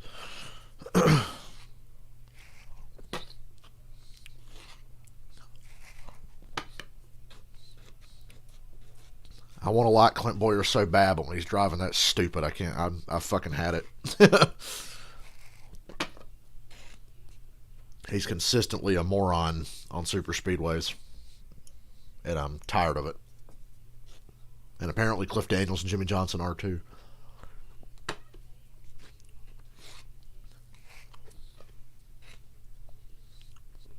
There was no need to make that block there. Bowyer literally had nothing to gain. Literally nothing to gain.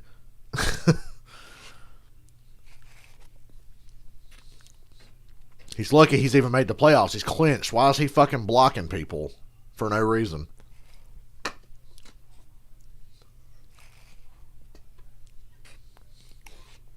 Tell you what, he does it again, his ass would be upside down if I had my way.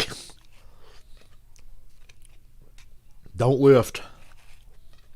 Wasn't that Keselowski's new motto, and it totally backfired on him last year? Don't lift. Man, that's a good ass milkshake. And it's not killing my stomach like that fucking cookie dough stuff does. That cookie dough blast, they pack that shit full of just little chunks of cookie dough. It's not like they just sprinkle some on the top. No. That shit's all the way down through the fucking thing, and there's like a shit ton of it at the bottom.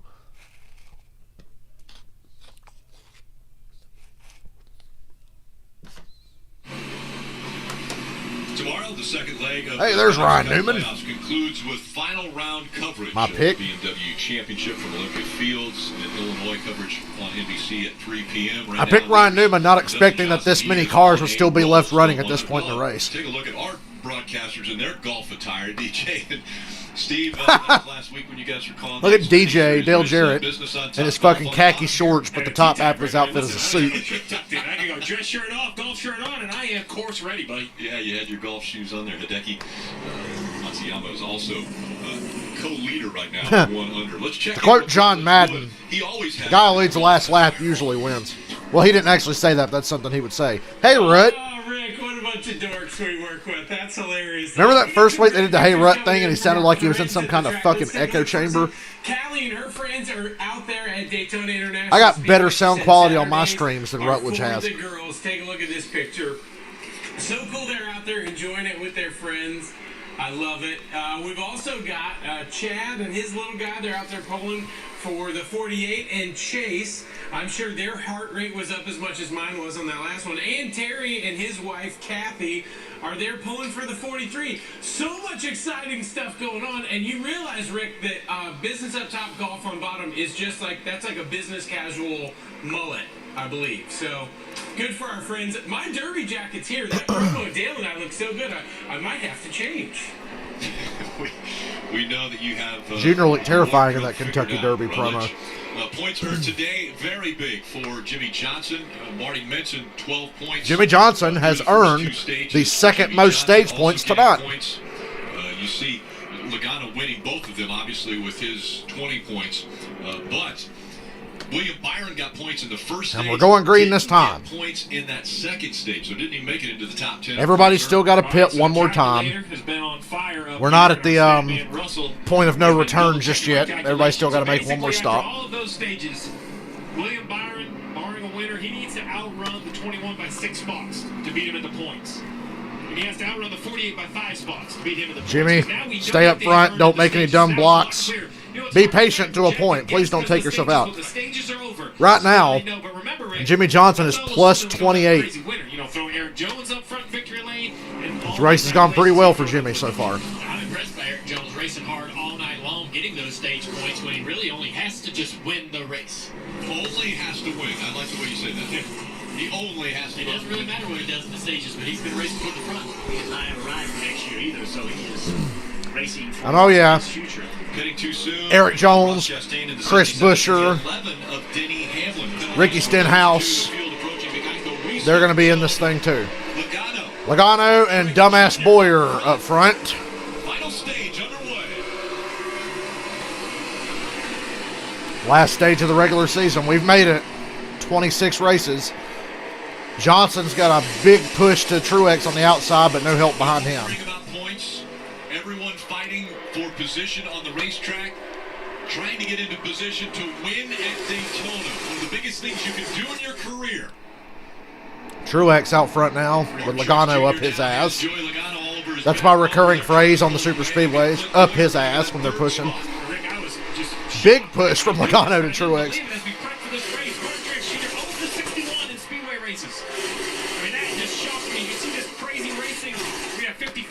To go, everyone will need to come to pit road for fuel, some sooner than others, but no one can make it. Ryan Newman has entered the top 10. See, I told you I'm not done yet. Ryan Newman is in the top 10. Michael Waltrip told me he went, I can't remember, 400 and some odd races. It was a lot. Big shot right here from the Coca-Cola can. Riding with Ryan. Come on, Newman. See what he's looking at. See Matt Kenseth moving to the bottom. I appreciate Michael giving me the chance to gamble without really putting anything on the line. Drag on his car. See that bottom lane, taking advantage of it. Ryan's got a little help behind him here. Push that 6 car. Whatever you do, push the 6 car. So many people. Just don't push him like Blaney did in February. Move on to be in the playoffs, and that is going to create more anxious moments as this race moves on, Marty. And Jeff, remember Ryan Newman, certainly one of those when I asked him earlier today, are you willing to be aggressive? He said, hey, I'll be aggressive as I was in February. This time, I'll finish it, though. And I love Ryan. Hell yeah, Newman, let's finish it. Who's my pick to win the truck race? I got to think about it. I got to think about it. I'm going to try to make myself get up and do the truck race tomorrow.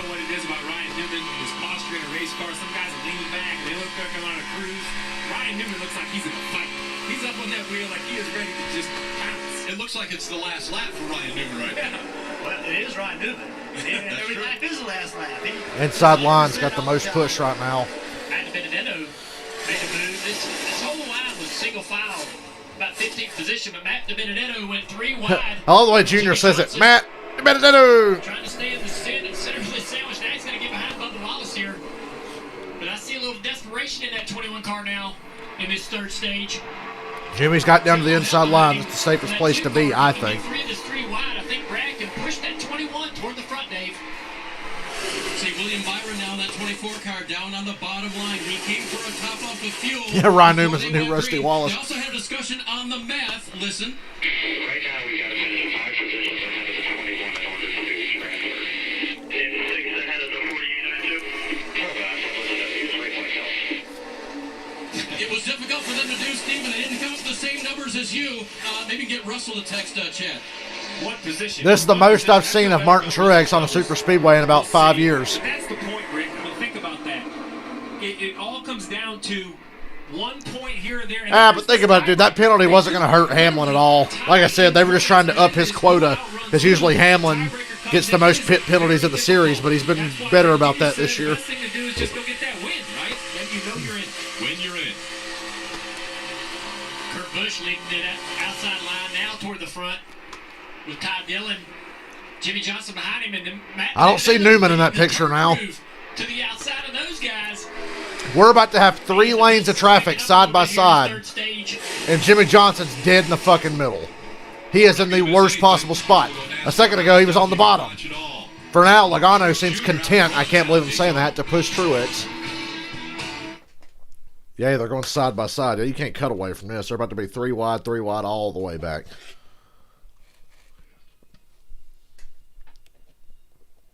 Shaping up to be that way. The only cars up front that are single file are the top 3. Everybody else is 3 wide. I don't think Jimmy Johnson could be in a worse fucking spot right now. Okay, now he got back to the bottom. Jimmy, please stay on the bottom. He got back to the bottom. He's good. As good as you can be running that way. Once again, I'm going to point this out. Ty Dillon, top 5 in the summer Daytona race. Why is Ty Dillon so good at Daytona in the summer? Ty Dillon is always up front in this race, and he always is a threat to win. Maybe I should have put that money on Ty Dillon. That would have been a good steal. Logano to the outside of Truex for the lead, with help from dumbass Boyer. Dipshit and dumbass take the lead. Logano and Boyer.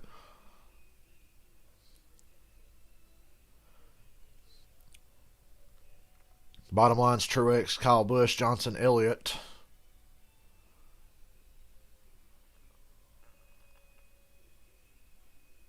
Ty Dillon moves Boyer out, but DiBenedetto moves up to push Boyer back to the front. I thought they were about to hang out Boyer, but no, DiBenedetto moved up.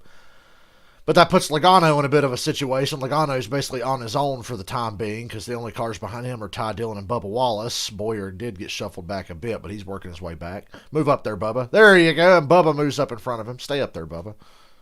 Now Bubba's leading the top line. Just a few cars away from getting the lead in this thing. Boy, if Bubba won, holy hell. Just remember, everybody's got to pit one more time.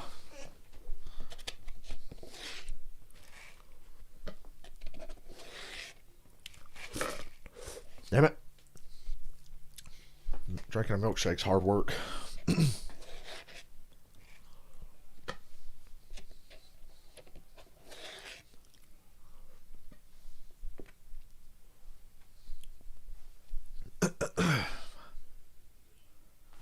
So Truex back out front now. Kyle Busch and Jimmy Johnson are second and third. Boy, I'd be content if they just stayed and ran like this till the end of the race. I'd be totally cool with that.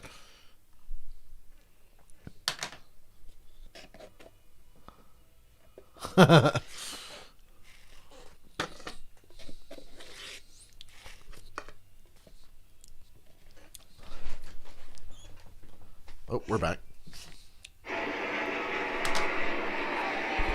All right, at Daytona. Look, Kyle Busch pretending he knows anything about super speedway racing.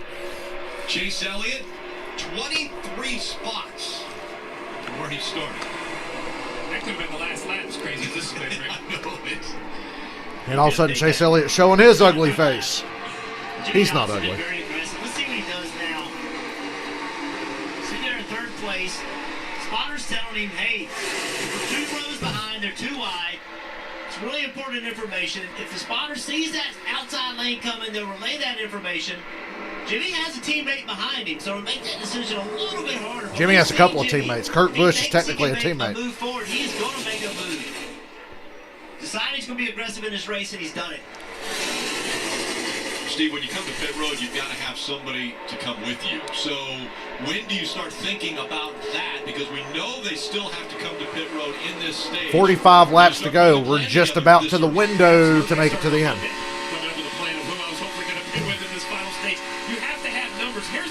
When are you going to pit, and who are you pitting with? And how are you going to get yourself in position to get on the bottom to get to pit road when everybody's running 3 wide? Jeff, you and I have had this fundamental disagreement. I only want to come with maybe, 5 or 6 cars to get on and off pit road early. You like coming with more? I mean, you and I have disagreed. Yeah, listen, I think it depends on the group you're coming with. I think it completely depends who you're coming with. I think if you come with too many cars, it's way too slow. Getting on pit road is just too tough. Oh, good God, Austin Dillon about wrecked in the very back. He wouldn't have took anybody with him, but it would have brought out the caution. I want 4 or 5 cars, but I want good ones. I want good drivers that go drive in the corner hard. The odds of staying green are 0.00001%. That's just in case we can't mess it up. Parker. Well, guys, one caution now, and it's going to set everything off. What we would think would be there is on the left side of your screen the 2-car of Brad Keselowski, 6-time Super Speedway winner. Though those were a while ago. He has not had a good finish in Super Speedway in the last 10 races. Why? Because normally the way he goes about these races, get to the front, throwing blocks, staying up front the whole time. And he said, lately, I just keep getting wrecked. This is by design. Something uncharacteristic for this 2-car to run at the back and maybe have these cars in that big pack wreck and pick up the pieces. Stay with your teammate, Jimmy. I don't care what kind of run Joey's getting. Okay, never mind. Jimmy moved up to the outside. Now you're putting yourself at risk because Joe Logano will do everything he can to hang you out so he can lead that outside line. Dale Jr., Jay McMurray, Joe Logano, they do that shit better than anybody. They will hang your ass out. They will get their nose in there just enough to move you up to a third lane and go on by you. Keeping those temperatures cool. Look at this. Mark Truex Jr. jumps to that Has Jeff Gordon's line. Block. That allows the 18 to move. So now Truex has moved up in front of Jimmy Johnson and Joe Logano on the outside. So on the bottom, it's Kyle Busch and Chase Elliott. Oh, there you go. What'd I tell you? What'd I tell you? I told you. I called it. I told you. Jimmy Johnson's going to the back. Joey did exactly what I said he was going to do. And I'm not hating on him for it. I just know how he races, and I know how that works. Matt Kenseth's going to get up there and try to help him. Jimmy's not going to go all the way to the back, but he lost about 12 spots. He's got to start over. But Joey's got to do the same thing to Truex he did to Jimmy. Just get that nose in there and get to the middle and move him up. Make him move up. Don't touch him. And now he's outside the playoff picture. Boy, I called that shit like Babe Ruth. Just that quickly. It can happen that fast here at Daytona. One move, These are my favorite races to call. person that hangs you out, and all of a sudden he's 2 spots behind the playoffs. Now you got to be careful not to push too hard, right? There's still Don't push hard. 40 laps left to go. Don't push too hard. Damn. Jimmy's in a bad spot now, but he can get back there. That was a mistake. I told him to stay in line. I said stay with your teammate. And he pulled up in front of Logano, and I told you exactly what was about to happen. I think that debate, King Ray John, the point I want to make is with 41 laps to go, I think we're only about 2 or 3 laps away from that pit. We're in the window now. So at this point, Especially if a caution comes out. 40 laps to go. In the season. Not just this race, the season. Reigning champion Kyle Busch out front. Kyle Busch leading. Chase Elliott second. And they're going side by side again. Cool. God damn it, Jimmy should have listened to me. I said stay with your teammate.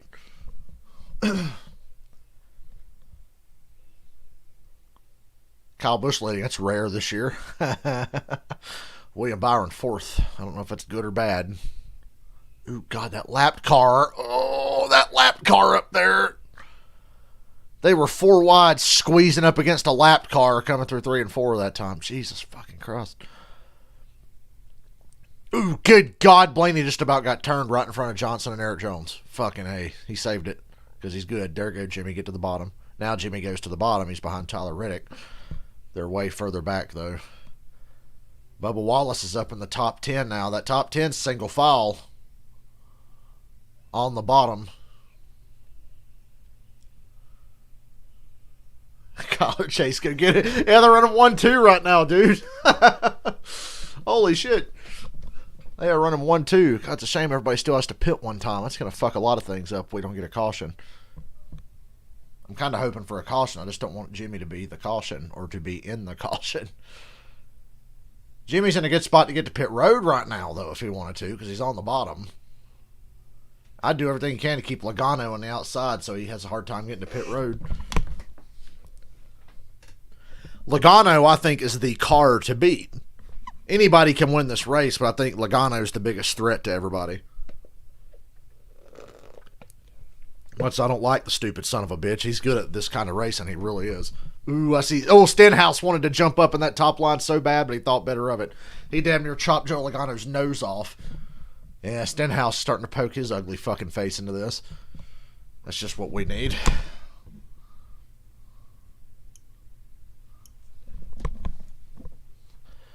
Come on, man.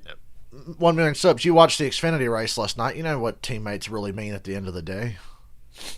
Right now it's convenience, but how did Ross Chastain and AJ Allmendinger look on that last lap of the Xfinity race last night? Oh, they're showing a football commercial. Yay. My favorite shit.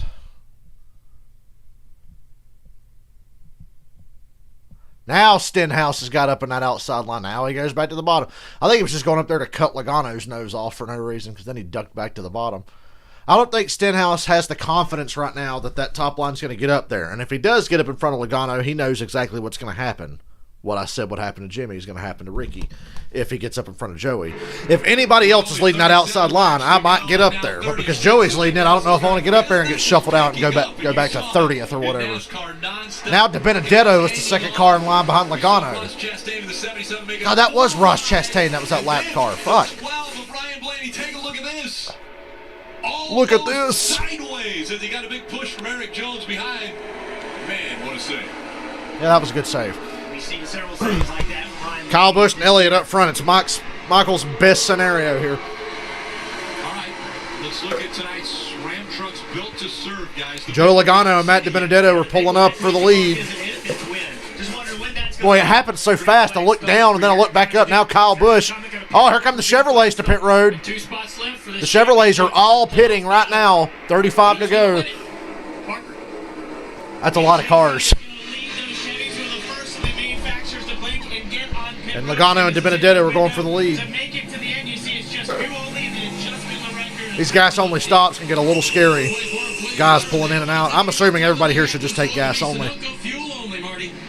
Dash to the bottom lane for all the Chevy teams, including Jimmy Johnson, who a moment ago was 13 points in the playoffs after moving fell out of the playoffs by 8 points. Fuel only for all of these Chevys. Well, all the Chevrolets pitted together, all that I could see. Here come the Toyotas. Here they come. Busch, Hamlin, Truex, Jones, Bell, Suarez. Toyota's on their way to pit road now. Everyone's cycling through green flag pit stops. That's a good group to pit with. Not too big, but just enough cars to run in a really fast line together. And just like we've seen throughout the race, the Toyotas follow the Chevys 1 lap later. You saw Eric Jones fuel only. Everybody can make it from here. Jr., he's had a great car tonight. Very happy with it. That's 1 lap. He's got the fuel, Marty. And the same for Kyle Busch as well. Fuel only already gone. All of these crew chiefs erring on the conservative side to be on the early side of the window to come to pit road. They can now build momentum as a pack. We'll see if they can catch those Fords. Eventually, the Fords will have to come to pit road as well. There's a lot of good Fords lined up there. Logano, DiBenedetto, McDowell, Buescher, Nemechek, Newman, and Blaney. 7 Fords right there together. That's not all of them either. The blue ovals all lined up. They're the top 13 all Fords that have stayed out. And the Chevy line looks pretty stout. Chevrolets pitted a lap before the Toyotas. The Chevrolets had a bigger pack when they This is the cleanest Daytona race that we've seen in a while. Seriously, when's the last time you saw a clean day? What, the 2016 Daytona 500? If it suits my narrative, yes. It's been 4 years since we saw a Daytona race this clean. The 18 and the 11 did a great job on and off pit road. Obviously, they're in the front of this group. And the Chevy 1 Question is, what speed of that Chevrolet line die out before they get there? I think it's already died out. You can see the 20 and the 95. Still side by side with William Byron and Kurt Busch. There's more Chevys than there are Toyotas there. That outside line, but also on the inside, you see Man, Hamlin's a good pusher. You saw that back in February. Hamlin is such a good pusher. These guys are all following after the Fords, and right now it's Kyle Busch running. That Chevy line, I think, should blow right by these Toyotas. But now Hamlin pulls up in front of the Chevy line. Kyle Busch goes with him. That leaves Jones and Bill on the inside by themselves. This line and stop these guys. Too much worker on the bottom doing it this way. Kyle Busch agrees. That's going to hang out Jones, Bill, and Truex, but it was the best thing for Kyle Busch and Denny Hamlin to do. He will fall back on that inside line. Look at this. Look at this. And those Fords have still not pitted. Nice and organized. Single file. No side by side. Trying to make the best lap time they can. This pack behind them, they're racing for track position. Trying to be the guy to be leading. These guys up front, they've decided to stay single file. The only thing we're doing is going as fast as we can right now. Now this group is starting to get organized, and they're going to start going quicker. What I don't understand, though, is what the Fords are waiting on. The big one could happen literally inches before the start-finish line on the last lap. So, yeah, you're not safe until it's all over. On a whim, I just don't understand what their strategy is, to be quite honest, unless they feel they're going to gain enough time on the racetrack. I mean, they're a little bit faster than the Chevys, so maybe they figure they can run 5 or 6 laps and try to get the gap, so after a green flag pit stop, they come out in front. They were faster while they were a double file, but now while that big group of cars is single file, I think that second group is going to start turning faster lap times. So if that's the case, that would push the hand for the 22, 21 of these guys would pit. Just pit, so it's simple for me to keep track of. Every time down the back, keep looking for hands out the window. They're 31 seconds ahead Please. right now, that second group that's led by Kyle Busch. Those guys, the last time 12 cars have not pitted. That's kind of this time, it sounds like. This time, bring it. So the Fords are Boy, Ross Chastain is just barely staying the fuck out of the way. I'm confused by that because he was really strong at Daytona in February. Here they come. I hope they get run over coming to pit road. Unfortunately, they're all going to make it. So again, the Fords, Yeah, the Fords are in, all of them. onto pit road for their green flag pit stops. Hey, I think that's over the wall too soon on the 22, guys. Come on. Come on, call it. Over the wall too soon on Joey Logano's crew. The only way he makes the playoffs is with a win today. Fuel in the Ford, Marty. Fuel only for Matt DiBenedetto. 4 seconds is what Greg Owen called for. Then they send him out. Also further up pit road, Eric Almirola coming down this time as well. Fuel only for him. So now the Fords have played their hand. We'll see where all this cycles out. All right, here comes the big crowd with Busch, Hamlin, the Chevrolets. Yeah, they're going to blow by these guys. And go right by. Woo-wee. They are fast. The Toyotas and the Chevrolets. They got them things up against the outside wall, and they are wound up, and they are coming. And there is no momentum whatsoever with those guys that just came off pit road.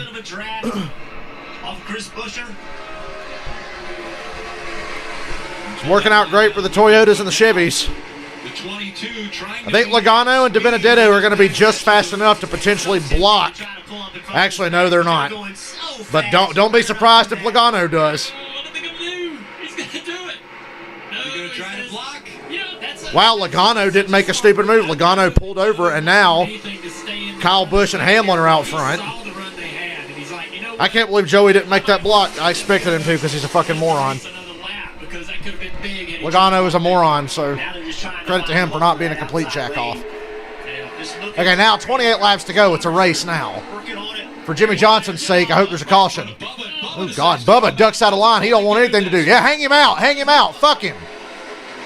Come on, Stenhouse. Go with Bubba. Oh, Stenhouse, you bitch. Now's not the time to be a wimp. You guys could have hung Joey out. Joey would be like 30th if you'd have went with Bubba. That's going to change things a little bit for these guys behind them. Come on, Stenhouse. Not going to miss a thing in NASCAR nonstop, Daytona. Boy, pack these fucking commercials in, brother. Stenhouse had the opportunity to fuck Logano royally, and he wanted to take it, but he stayed in line. He poked the nose out like he was going to go with Bubba. Okay, it's side by side. Why am I not seeing a race? There you go. Thank you. I don't need to see a fucking NBC graphic and a PNC Bank ad, okay? Trying to watch a race here. God, you fuckers had your chance to get the best car out of there, and you stayed in line.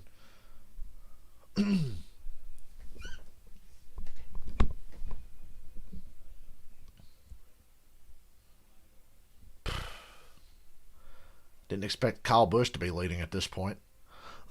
Elliott jumped out of line, and there's nowhere for him to get back in line, so I think Elliott's going to the back now. His only help on the bottom is Jones, who's in a must-win situation. Jimmy Johnson's still not in a good spot after he got shuffled out by Logano. I told you, stay with your teammate, and he's still dealing with the consequences of not staying with his teammate. He's 15th right now. He's in striking distance, but they're all single file out against the outside wall. Not a lot of moves being made yet. But I think that 47 car and that 9 car just behind them will be more than happy to make the first move on this front group. I know they won't sit still. And I know that bastard in that 3 car would go with them too. You can tell, you know, the guys who are aggressive enough to make a move. And I think Byron would at this point. Goddamn, Byron's 3rd. Show me the points right now. I need to see the points based on Byron being 3rd, Jimmy being like 15th or whatever he is. And DiBenedetto, wherever he's running. Okay, DiBenedetto's 11th. Now, what did I tell you? Look at the first 2 cars on the bottom. It's Stenhouse and Elliott, followed by Bowman. I said they wouldn't sit still. And William Byron jumps down in front of them. And now, Hamlin and Kyle Busch jump down in front of them. So it's the dynamic is completely fucking shifted now. Still the same couple of cars out front. But yeah, Elliott and Stenhouse were the first to make a move. And now the inside line's the dominant line. Austin Dillon's leading the outside line now in front of Bell and Logano. As long as there's a couple of cars between Logano and the lead of a line, I'm happy.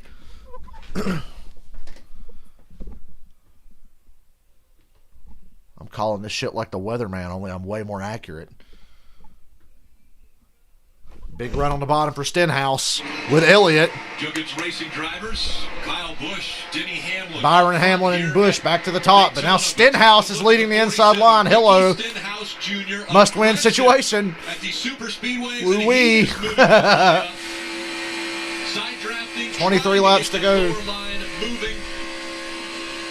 This is what we've waited for. This exact moment, these situations. Right now, it's Byron plus 10, DiBenedetto plus 5, Johnson minus 5. Not good, Jimmy. And Stenhouse is going for the lead. But Hamlin just gave Kyle Busch a massive shot, and now they'll take the lead back. Not quite enough momentum yet on the inside there. Logano's going to the middle, way back there. Hope that backfires. That might fuck with the outside line more than the inside line.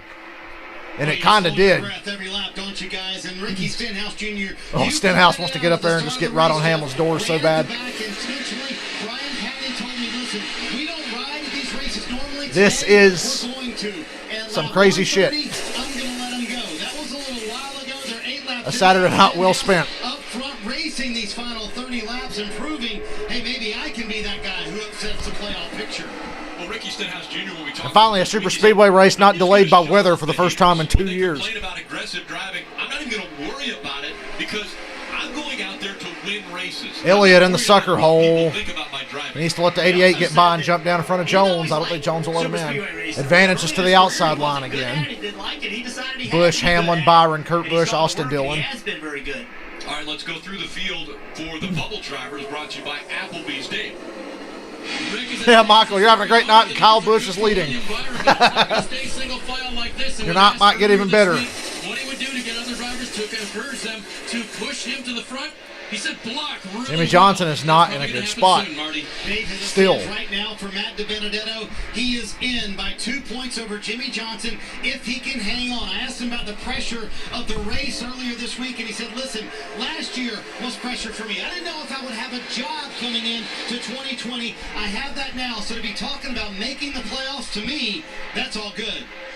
20 laps to go. Blue and white car, Eric Jones trying to play spoiler. He scored the 3rd most stage points, but that doesn't matter. 20 to go. He points out he knows he mustn't win this race, knowing he does not have a job yet for next year. He said he's been dialing the phones all This is terrifying to watch, but I love it.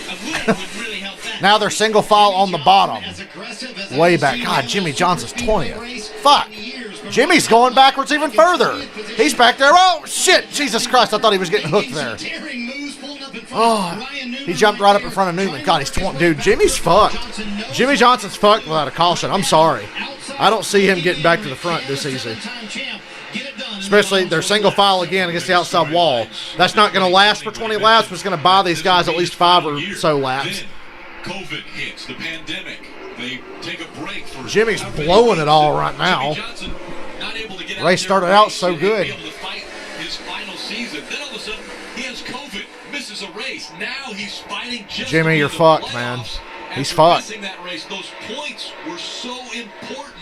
Just look at who he's running with. I mean, fuck. It was Charlotte and Indianapolis. Those 2 races where he got 0 points, that has put him in this position. Well, he's back into this position, and just a little while ago, we saw him make an extremely this movie made on Newman right there. You hear Newman lift off the throttle to let him in? Jesus. Newman actually lifted. When do you see Ryan Newman lift anytime?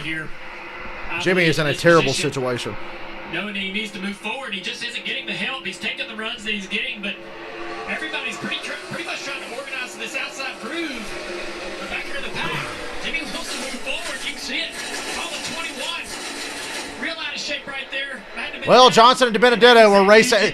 What is this, a qualifying race for Daytona 500? I'm watching 2 guys race side by side for 20th, and it's really important. You see the points on the side. But DiBenedetto has Blaney with him. Johnson literally has nobody. Johnson's going even further back now. He'll have to go to a tiebreaker, but that's how close it is. It's come down to a tie before for the championship. And so you know that every position. And these lap cars are disgusting. Caution. For what? Caution has come out. And so don't say it. Can collectively catch their What's the caution for? Please don't say it. 4th caution of the night. Catch ours too. Good. What's the caution for? That was wild racing. Oh, the 51. The 51. Okay. I was going to say, was that a Jimmy Johnson 2009 special caution? We ain't had one of them in a while. God, I got to piss. I'll be right back. A lot of damage to the back of that 51. Yeah, it's pretty obvious that car has at some point dented the wall with the right side and the rear bumper, flat tires all around. I actually think he's hit every panel on that car. Man, I've never experienced energy and anxiety and excitement like this from a race. Well, now we're going to get a restart. Yeah, I know. Bunch of all up again. 12 or 13 to go. That's going to be crazy. But putting this race here at this particular point in the season to be the final race of the regular season and giving basically anybody the option to win and get into the playoffs, it really was a big story, and it's paying off tonight with some amazing racing, some wild, daring moves, and it's extremely dangerous what these guys are doing. They're putting themselves on the line just about every corner. So the question I have with 17 laps to go, we continue to talk about the bubble, but the other fascinating story for me is you have Boyer, Custer, Almirola, Keselowski, kind of all rode in the back for the majority of the race. The question is, Junior, do you dare say it's time to go now, right? In my mind, this is when I expect it's time to go now. They're going to restart with like 12 to go. But if you're wrong, can you really ride around in the back of this field? That caution was necessary for Jimmy Johnson to have any prayer whatsoever. That would be extremely disheartening if you waited in the back and nothing happened. We've done that, and you just have to go, and kind of leave it all up to fate. At this point, it just, to me, you could get caution after caution after caution, and literally not enough green flag laps to make the moves you need to make to put yourself up to the front. So I think you got to go now and just leave it up to fate. That's what we've seen out of Ricky Stenhouse Jr. Everybody fighting. They want to make the playoffs. The best decisions they ever made was making this race the last race before the playoffs. The first race of the NASCAR Cup Series. Yeah, I'm having a meltdown over here, but in a good way. I like it. I'm just enjoying it. From the track Too Tough to Tame.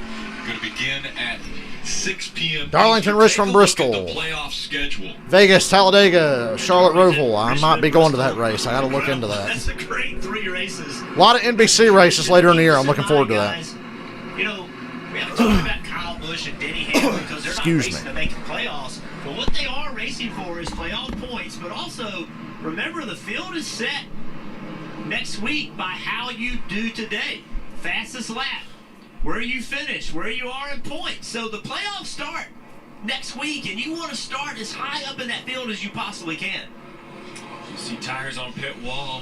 Yeah, them guys way in the back might as well pit. Everybody in the top 10 or so, top 15, stay out. Fords, I mentioned the fourth, Kevin Harvick. He doesn't have any track position. So if you're going to make those moves that Dale Jr. talked about, 16 to go, we're under caution. Change lanes, be aggressive when it matters. Let's see. Jack and House is going to put 4 tires. Whoa, William Byron's pitting. Jimmy, stay out. Nah, Jimmy's pitting too. Damn it. Well, wow, William Byron pitted. I don't know about that. He was third. I don't know, man. I feel like that's just going to put them in a bad spot. Damn, we're in a tight spot. Just a little bit free. I could really use the tires for handling. That's why they pitted, Marty. The call for Cliff Daniels and Jimmy Johnson was fairly. Yes, it's going to let Jimmy and those guys be more aggressive. Remember that? And Jimmy said on the radio, I'm at an absolute 4-wheel slide in every corner. So it's going to be 4 Goodyear tires. Hope these tires pay off. We'll see if this helps. Byron Elliott, first off pit road there, followed by Busher, Harvick, and Johnson. A lot of guys stayed out, obviously.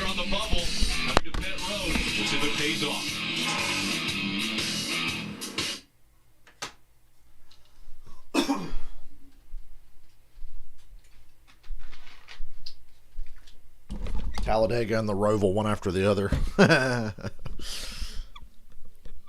Hopefully I can go to that one.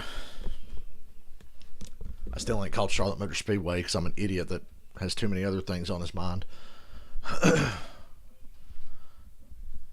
somebody with like such a lack of a real life these days, I have ADD and I'm distracted very fucking easily.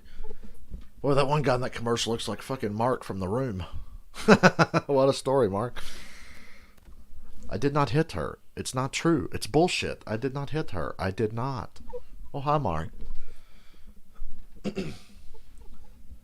You are tearing me apart, Lisa.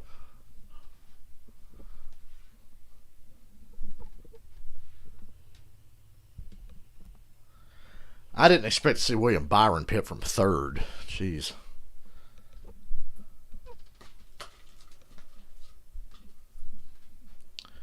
Still, we are not yet properly shitting our pants. Still plenty of time for shit to go really bad.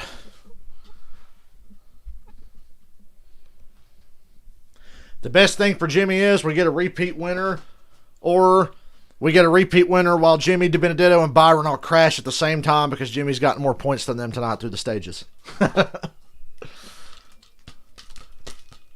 That's another way Jimmy's going to make it. So.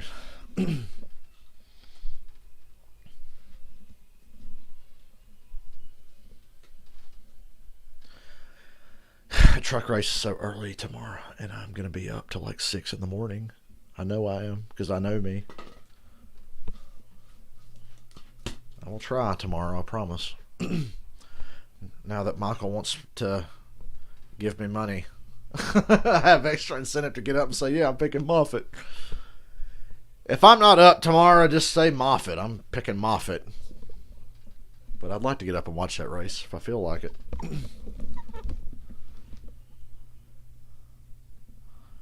Football commercial. Boy, I bet Houston gets their shit kicked in by Kansas City. Love Deshaun Watson, though. Dude's a fucking monster. I just feel bad for him, because his head coach is Bill O'Brien.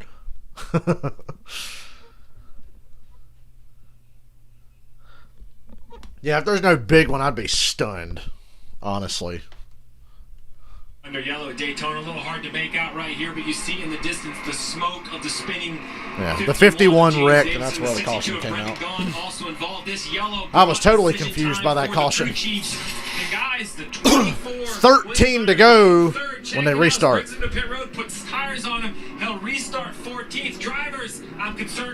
Right now, the cut line is Jimmy Johnson and Byron are tied. Here we are coming to the restart. You got to do everything. Matt DiBenedetto +7. But Jimmy Johnson, William Byron are tied. 13 to go. Aerial coverage brought to you by Geico as we see the restart. Could it be the final restart? 13 laps to Kyle go. Busch to the bottom with Hamlin. Austin Dillon and Bubba Wallace are leading that outside line. You know Logano's trying to push Kurt Busch up to Hamlin so he can jump up in front of Austin Dillon and Bubba. Jimmy, go to the inside. Go to the inside. Go to the inside. Never mind. I don't know what to do. I'm lost. I don't know what to do. Joe Logano fourth, Kurt Busch third, Hamlin second. Do you think Logano would go with Kurt Busch? I don't see anybody in that top 5 that would go with Logano if he makes a move. I would be shocked if anybody went with him. Maybe Bill. Stenhouse, hell no. He's going to fucking sell him out. Can't believe Kyle Busch is leading. Low-key, Kyle Busch is dominating this race. Kevin Harvick, 3 wide in the middle back there with Jimmy Johnson pushing him. They're trying to make some ground. So Jimmy Johnson's back on the plus side. He's +6. That's the race within the race. It's not the race for the win right now. Oh, Jimmy's right in the middle with no help. Reddick moved to the middle. So Jimmy has help. Well, that middle really is stronger than that very outside line. The outside line's kind of fucked. Oh, Stenhouse, stop it. Boy, Stenhouse was making a block there, and I didn't know if it was going to work. So many times we see wrecks happen in these situations. Drivers are no longer going to live, no longer going to cut you any slack. You think Hamlin's going to sell out Kyle Busch? Or is Hamlin going to be a good little bitch and stay behind Kyle Busch? Good little teammate bitch. Kyle Busch has not won in 2020. The defending. Who'd have thought Kyle Busch would be in his best position to win at Daytona of all places? First win of the season. Stenhouse in that outside line getting aggressive. Ooh, boy, that outside line is starting to make some moves. And unfortunately, Joey Logano's leading it with help from Boyer. Stenhouse, actually, it's Chase Elliott there. Junior's like me. He's having a hard time calling. There's too much going on. Working really hard. And remember the 6 right in the middle next to Chase Elliott. Don't let Christopher Bell fuck up and win now. DiBenedetto +13, Johnson +8, Byron -7. You know they're going to wreck. They are going to wreck. There's 10 laps to go. They're going to wreck. Ooh, there's a big checkup in that bottom lane, it looked like. Stay in line for now, Jimmy. Hey, there's Newman. Newman, let's go make this money, bro. Hamlin moves up to the outside in front of Buescher. Show the front. Hamlin just had to block Buescher for the lead to keep Kyle Busch out front. Oh, sweet Jesus. Oh, sweet Jesus. Tyler Reddick, 3 wide with Eric Jones, Chase Elliott, and Stenhouse. Busch is actually going to have to move up and block that lane. And Kurt Busch is going to take the lead now. Oh, geez, they're 3 wide all the way back. Second on back is 3 wide. Oh, Jesus. 9 laps to go. Fuck my life. This is crazy. Reddick's coming for that lead. That's not good if you're a Jimmy Johnson fan, but it's kind of exciting. Busch is doing a great job, Kyle that is, covering these lines because Kyle's not lost the lead yet. He's got 1 teammate up there, and that's it. And Reddick and Jones are second and third in a must-win situation. Tyler Reddick's going for the lead.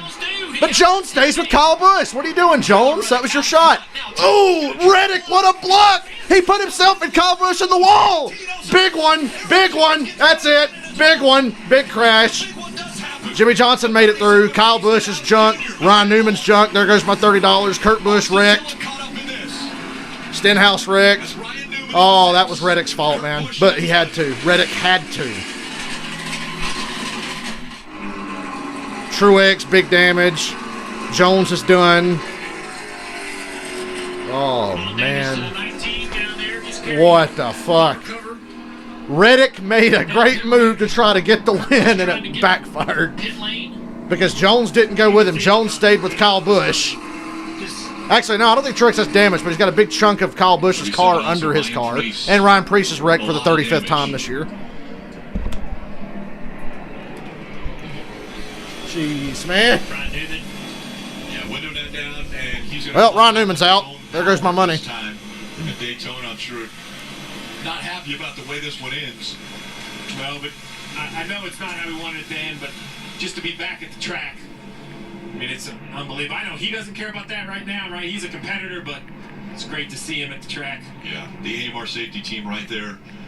on the track, and he waves to the Reddick made a wide block, and he went into the wall with Kyle Busch, and then Eric Jones lost it behind him. Especially Ryan, after what he's been through here at Daytona, to get out of these cars. Ryan is thankful and glad to be back here, but he is a racer, and he is going to be so disappointed to not check the box to finish this race tonight. Let's look at some of these replays of how this happened.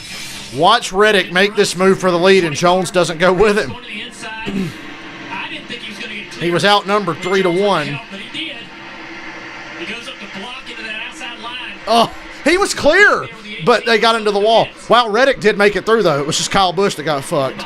Oh, wow, I bet Kyle's going to be super salty. The 21, I think all those three got by with no damage. The 24, we got to get another look at him and make sure he didn't get some damage on his right side. But you said it, Junior, right here, Tyler Reddick, clear, way too aggressive of a block.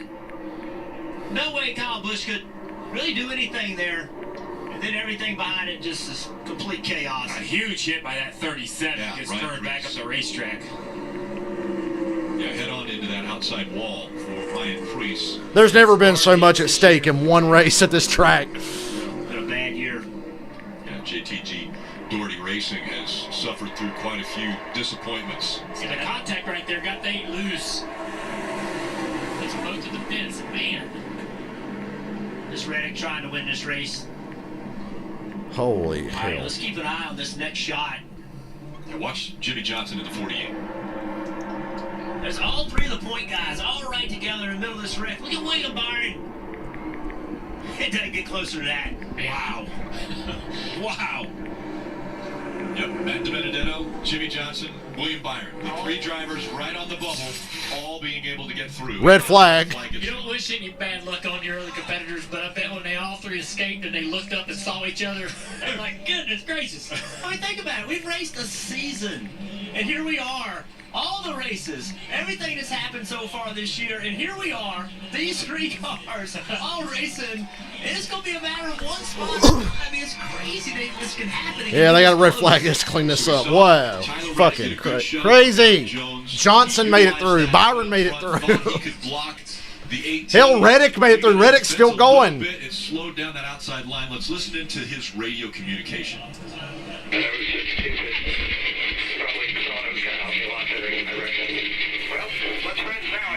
Hey, just think, if Jones didn't stay with his dumbass teammate, that wouldn't have happened. So, I blame Eric Jones. I blame Jones. Jones needs to win the race, too. What's he going to do, stay behind Kyle Busch? And everybody kind of goes through that at some point in their career, whether it's testing or in an actual race where you create a crash, and it takes a lot of people out. But he needs to shake that off. There's so much at stake right now. He's got an opportunity to win and get into the playoffs. He needs to forget about what just happened. Start focusing Fuck on that. the next move he's going to be making. It's Eric Jones' fault. He didn't go with you. Sure. Just couldn't make this block right here. Trying to do it. Well, he made the block all right. He put him in the wall. But you said it, Junior. Tyler Reddick, he's running second. Can't believe DiBenedetto, Byron, and Johnson, all three made it. I was sure one of them was going to... God, Newman took a hard shot. I'm sure that was fun. That is why I'm up here tonight. It's just those impacts. I was trying to see what happened to the one in this accident right here. This is Ricky Stenhouse Jr. Oh, my goodness. Poor Stenhouse. He's sitting there at one point thinking, I might have missed this. And then, no. That's what you hit the left rear quarter panel and you're going around. Those images, Junior. Kyle Busch is aggressively spinning his car around to go to the garage. Yeah, he's not happy. Wow. That is some angry driving I'm seeing right there from Kyle Busch. You can just, the body language of his race car. You're going to start to see the accident. Kyle Busch jammed that thing in reverse, looped it around, and scared to the fucking garage. The 6 and the 3 came together. When the 6 was wrecking down the track, he got the 1 in the right rear quarter panel. Just, I mean, so fast, everybody's wrecking. I'm with you, Junior. I just can't believe all 3 of the public drivers skirted through there. Yeah. Here are the drivers, teams involved in this wreck. And again, closing in, they were coming up on 8 to go, 7 to go, so a red flag has come out to clean up the racetrack.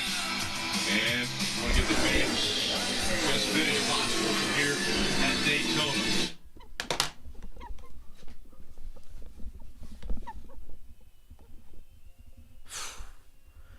Poor Reddick didn't come out of that with the lead, but he came out of it with a race car, and that's pretty good.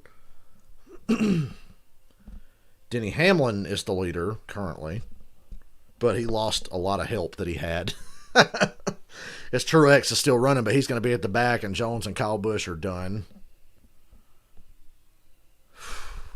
Man, breathe. I hate red flags this late in a super speedway race. You just want to get on with it. Bubba, I think Bubba's good. I didn't see Bubba get any of that. I don't know. I feel like he was right there in it. Chase is still running, I'm pretty sure. Yeah, Bubba made it through. The scoring has him right behind Johnson and Byron and DiBenedetto, and they made it through.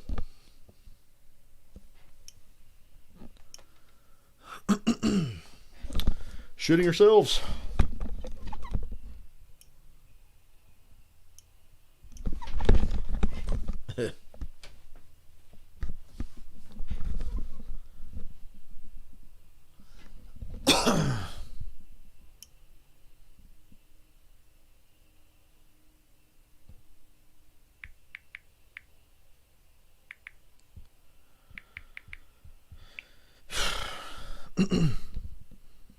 Boy, that milkshake was delicious.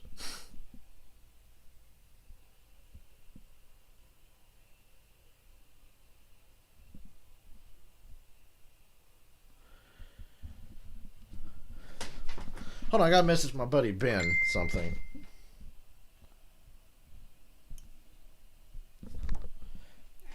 Okay, so I'm a Metallica fanboy, and I was trying to find the set list for the show tonight, and it says first song, Enter Sandman, first time played in standard tuning since '94. I'm like, what? They played it in standard tuning. Second round playoff action tomorrow on NBC. Game 4 between the Flyers and Islanders. North leads the best of 7 series 2-1. That coverage beginning at 8 p.m. Eastern. It almost looked like Reddick was putting the 18 into the glass there, coming off of that turn. Obviously, accident takes place and collects quite a few cars, a red flag condition, getting ready for the restart. But while we're under this red flag, we're going to dial up Jimmy Johnson Jr. I think we can chat with him on the radio. Hey, Jimmy Johnson, it's Dale Jr. Booth. You got us? Yeah, I got you. So, man, from my point of view, this has been the wildest Daytona race I've ever seen. What about you? Yeah, there's energy out here for sure. I think we've all done a nice job behaving so far. And, we finally had a big wreck, and thankfully we got through it all. But with the 2 laps to go and everything on the line, it's going to be an interesting finish. Well, the good thing is you made it through that wreck, but so did the guys that you're racing for that bubble battle. So I assume it's going to continue to get intense. You got anything left? Yeah, I really feel like we got a good car. We started the third stage a little bit off and over-adjusted on it. We got it back there, and I was able to be aggressive again, and fortunately missed that wreck. So I'm ready for that. Now I really want to watch that Metallica thing when this race is over. And everybody on pit lane and all the hard work they put into this car. We'll give it all we got. All right, bud. Good luck, and thank you for talking to us. Yeah, buddy. Hope everybody helps enjoy.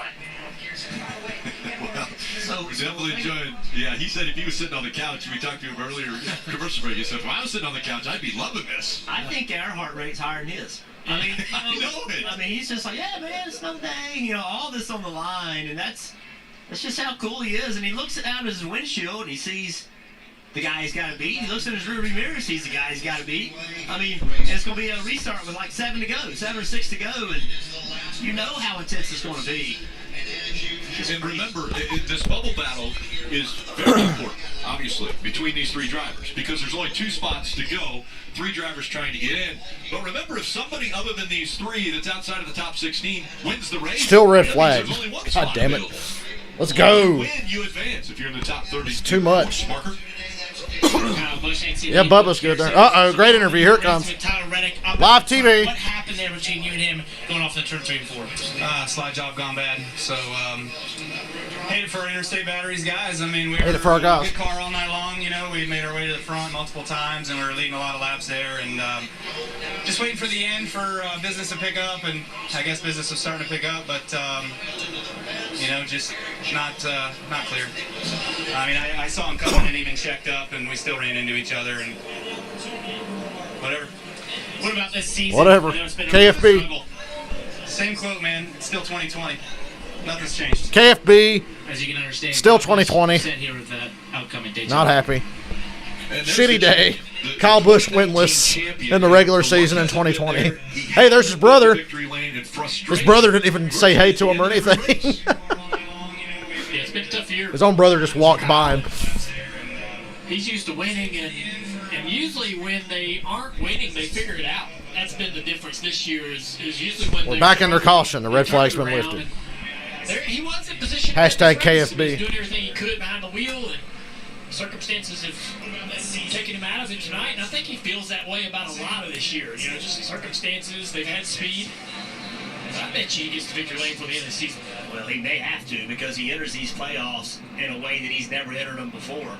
He has one playoff point. That's all he has going into these playoffs. So they have helped him advance through the playoffs in the past. He doesn't have them to lean on this time. Parker. Well, the other Busch brother also. Hey, there's Kurt, the good Busch brother. All night. What did you see there off into 3 and 4? I was just digging on the bottom. I thought that was the best spot to be, and our Monster Energy Chevy was fast, and we were all in the right spot, I thought, for what we needed to get done. Just got clipped from behind, and our day's done. But all in all, man, we've been coming together as a team. We just haven't had the results to show it. I like the clarity and the focus that we have on the #1 car heading into the playoffs. So it's been a consistent season all the way until these last few. But now it's time. Now we got to lay down everything we've got with Darlington, Richmond, Bristol coming up. So thanks to Monster Energy, Chevrolet, Gear Wrench. Sorry, Ganassi guys, I didn't bring her on home, but we were racing hard. We had nothing to lose, and I thought the bottom was the safest spot. We just got clipped from behind, guys. Yep. Kurt Busch, good man. You know, when Love that man. We talk about Kyle Busch. I mean, Kurt Busch, both have won a championship. Hamlin, Reddick, Busher, Logano, Elliott, Boyer, Bell, Matt Kenseth, Matt DiBenedetto, Bubba Wallace, William Byron, Jimmy Johnson. All-time wins the running order. in NASCAR.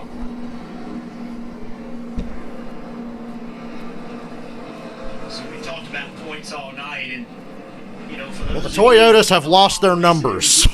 essentially it's a point per position. You see the 15th right now as they're running.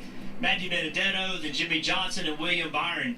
They're all running together. Essentially, every position you gain is a point. So it's a three-way battle between those three guys for those last 2 spots. We're only going to put 16 in the playoffs, but let's be clear. Running in second is Tyler Reddick. Running in third is Chris Buescher.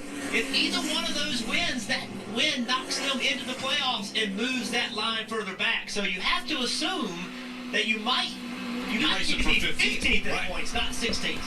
Well, you mentioned those three that are racing for points. It has been an eventful night. They've done a nice job managing the stages. But this right here was the moment in the race where it could have all went bad. The 21 on the bottom sneaks through. William Byron. I'm speechless. And we're not done yet. Look at it. William Byron's up top. He does a nice job getting on the brakes.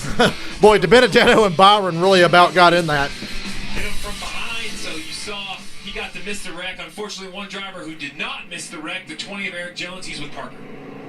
Jones is out of the playoffs, man. 15 points out, needed a win to get into the playoffs. You were very displeased with Ty Reddick on the radio with that move he threw. What do you think he did wrong?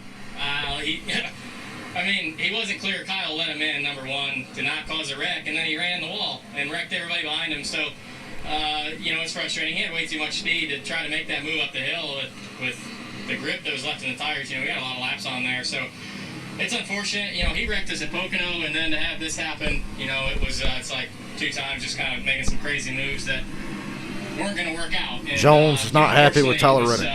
To the detriment of us. Duh. The outer owner's Camry was pretty fast, and we were up front. I think we were running third when we got wrecked. So we had a shot. We needed to win, and we were there. We just didn't get it done. Guys, they had a fast kick. Mask over your nose, Eric. Come on. He won 2 years ago at this racetrack back in 2018. Going green next time. Hamlin, Reddick, Busher, Logano, Elliott, Boyer, Bell, Kenseth, DiBenedetto. He will not be back with Joe Gibbs Racing. Let's go back to park. What a running order. Ryan Newman exits the infield care center here. Ah, there's the man that cost me $30. Ryan, what happened with that wreck in front of you? First of all, do you feel all right? I feel fine. The 8 car obviously just ran out of talent. Seems like you can win a couple Xfinity championships and still stick your head where the sun don't shine when the time comes right. So just disappointed. It was a lot of guys not happy with Reddick. Waiting with our guaranteed rate forward and never got a chance to show how good a car we had. What do you think of the racing out there tonight, getting back to Superior racing again, and what you were seeing at Daytona compared to what we had in February? I mean, I was happy that everybody stayed calm for a long time, but all it takes is, we proved all it takes is one goofball to make a mistake. Ryan Newman obviously upset to get involved in the wreck here at Daytona. Doesn't hold nothing back there. Well, I love Ryan Newman. He doesn't hold anything back. And I love Tyler Reddick, but yeah, that was stupid. And watch that little bastard go win this fucking race now. Little bastard's going to go win this fucking race. Bad news for Jimmy Johnson is, like I said, look, Reddick and Busher are up there. They ain't won shit this year. They're going to leapfrog everybody if one of them wins this. So much on the line. We talked about it all night. So this is a long way from over. We're going to have 5 laps to go. Chris Busher. I haven't said his name a lot, but he's sitting here in third. That could be Chris Busher's night. How about the parody? 5 to go. In a Toyota Reddick. Chris Busher. 5 laps. They're the top 3 at Daytona. I'm officially shitting my pants now. Hamlin and Logano were lined up in that outside line, unfortunately. Go Hamlin instead of Logano. If it comes down to them, go Hamlin. Who finishes in front of the other? Of those 3 that are fighting on the ball. It's amazing how good Hamlin is to get himself in this situation. In this kind of race. Hamlin did spin the tires a bit, but he's got a big push from Logano. And Logano has Boyer with him. On these restarts, the 22 Logano. Now there's a decent push on that inside line. Well, there was. Oh, yeah, there's going to be Elliott's up the ass of Busher, going right to the back bumper of Reddick. Oh, boy. This ain't good. Well, it's good, but it's not good. Tyler Reddick to the lead with a push from Chris Busher. Good momentum on that inside. There's a run coming on the outside. Move up, dude. Well, the run stalled out. Never mind. Loose right there. Look at him. The cars are not handling good. A lot of these guys on all tires. Now they're door-to-door for the lead. Hamlin and Reddick. I'd feel a lot better with Logano pushing me than Busher. I know Logano's a much more stable pusher. More experienced pusher.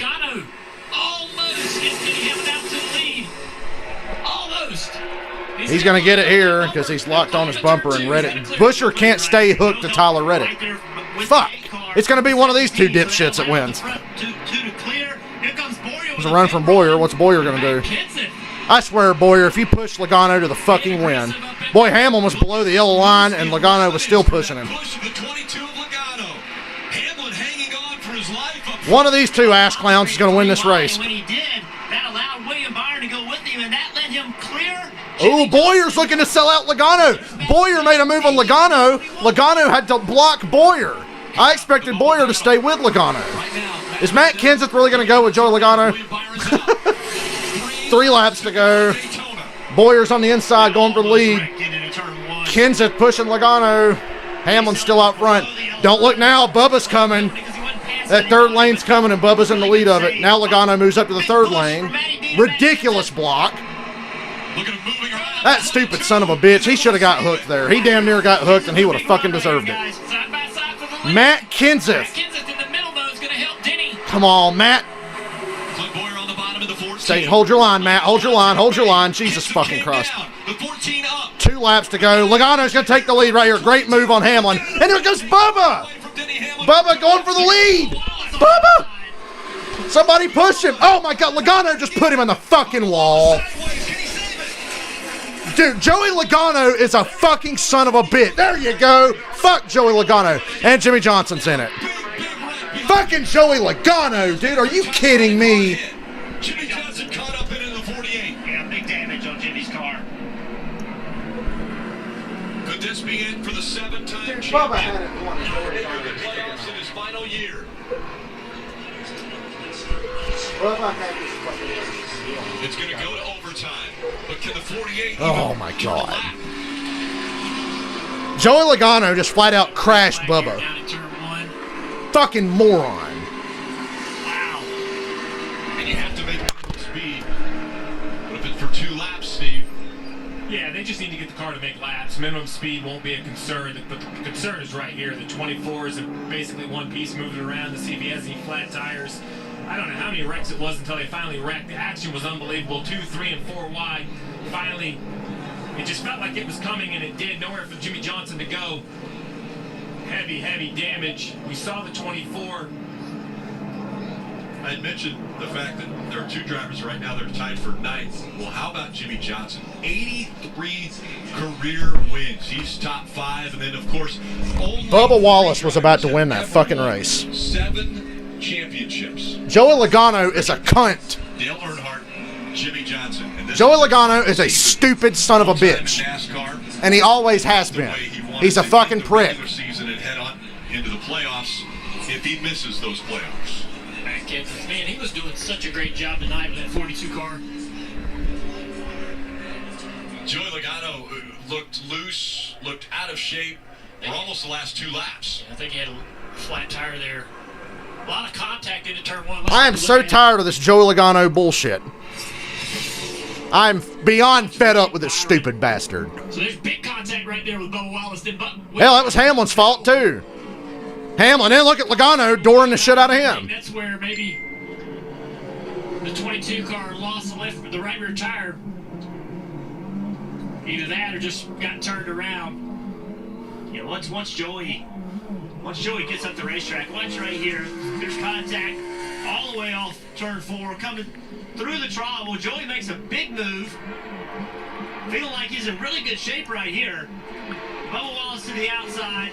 11 is in the back of Joey Logano. That gets him into Bubba Wallace. William Byron makes it 4 wide. Now that's when they make a contact. Cut the right rear tire. Maggie could not get slowed down. And that's how quickly things happen at Daytona. I'm so mad. The point of the race where you can't lift. You cannot lift right there.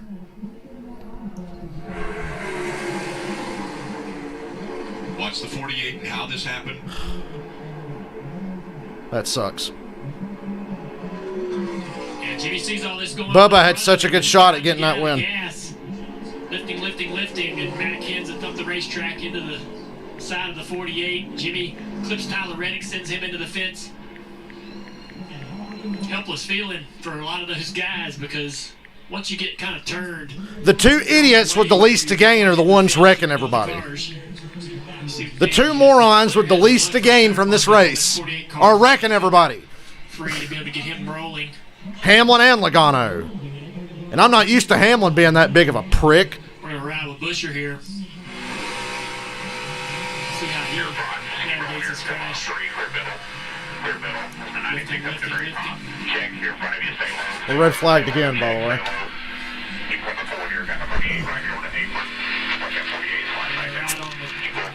Getting Hamlin as he gets into the back of the 22 here. This is off the bumper of Diddy's car.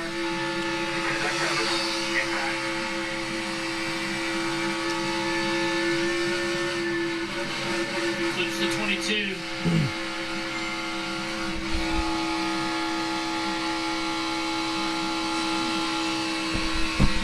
I guess the only thing, if you're worried about William Byron is that left rear tire. The contact that Joey Logano has with the 24, what that damage might have done to that tire when they get this restart, because he's not going to want to give up that first place or second place position. Yeah, and even though Jimmy Johnson, he looks like he's in really bad shape, you still are afraid to pit and give up those spots because, if you do finish 16th in points and a new winner can... The 2 guys with the least to gain are wrecking everybody. It's very tough. You see the 24 sitting right there. I was trying to get a good shot of the left rear tire. It's kind of blocked out by the 14. Well. You can't really see it as it sits well. Here. We're hearing some conversation on the radio. They're not sure how the tire is as well. Let's listen into the 24. Danny said it does have a rub. Try to get 88 or 9. I think that thing's good. You just see that shot from the TV? Yeah, I think the left sides are good. And listen, Joey fucking Logano. What do I say? Every fucking race. He's a stupid fucking asshole. I was actually more worried, but okay. I rubbed all the letters off of that tire, and that was hard contact. But I believe the tire was already, the contact with the 22. So here's the shot as we work around here to the left side. We're going to take a look at this left rear tire. It's wrinkled up a little bit, the fender there. So there's definitely a wrinkle in the fender, but there's air in the tire. But there's also, looks like a groove on the sidewall. Yeah, no letters. I mean, to your point, Jeff, now the problem is, what's the situation? Does the 48, can they continue? How is the 21 going to finish? And the big question is, who's going to win the race? Christopher Bell's up there. If he wins, I'm sick of this Joey Logano bullshit.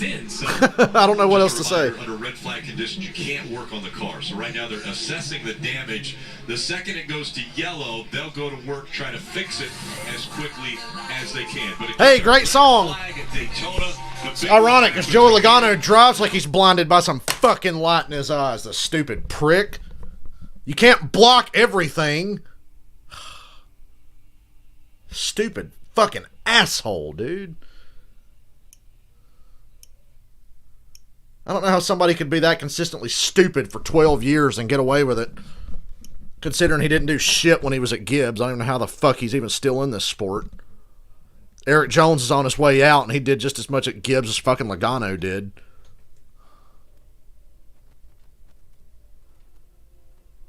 Yeah, I like to punch Tyler Reddick in the mouth after this race too, now that I think about it, but really it's Joe Logano because he's consistently the dumbest motherfucker on the racetrack.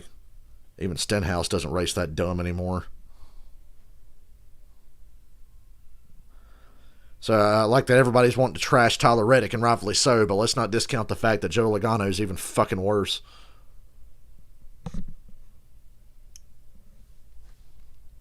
Unbelievably stupid.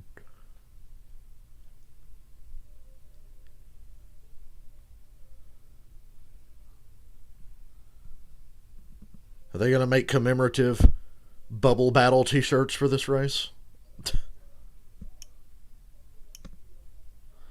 Funny how whenever Joey Logano and Denny Hamlin get together, they both are even dumber than they usually are.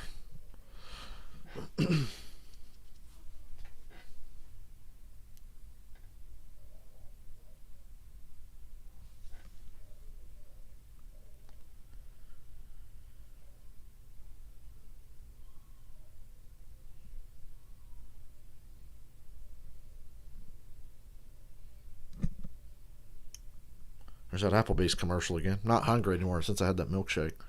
I'm pissed off, but I'm not hungry. Oh,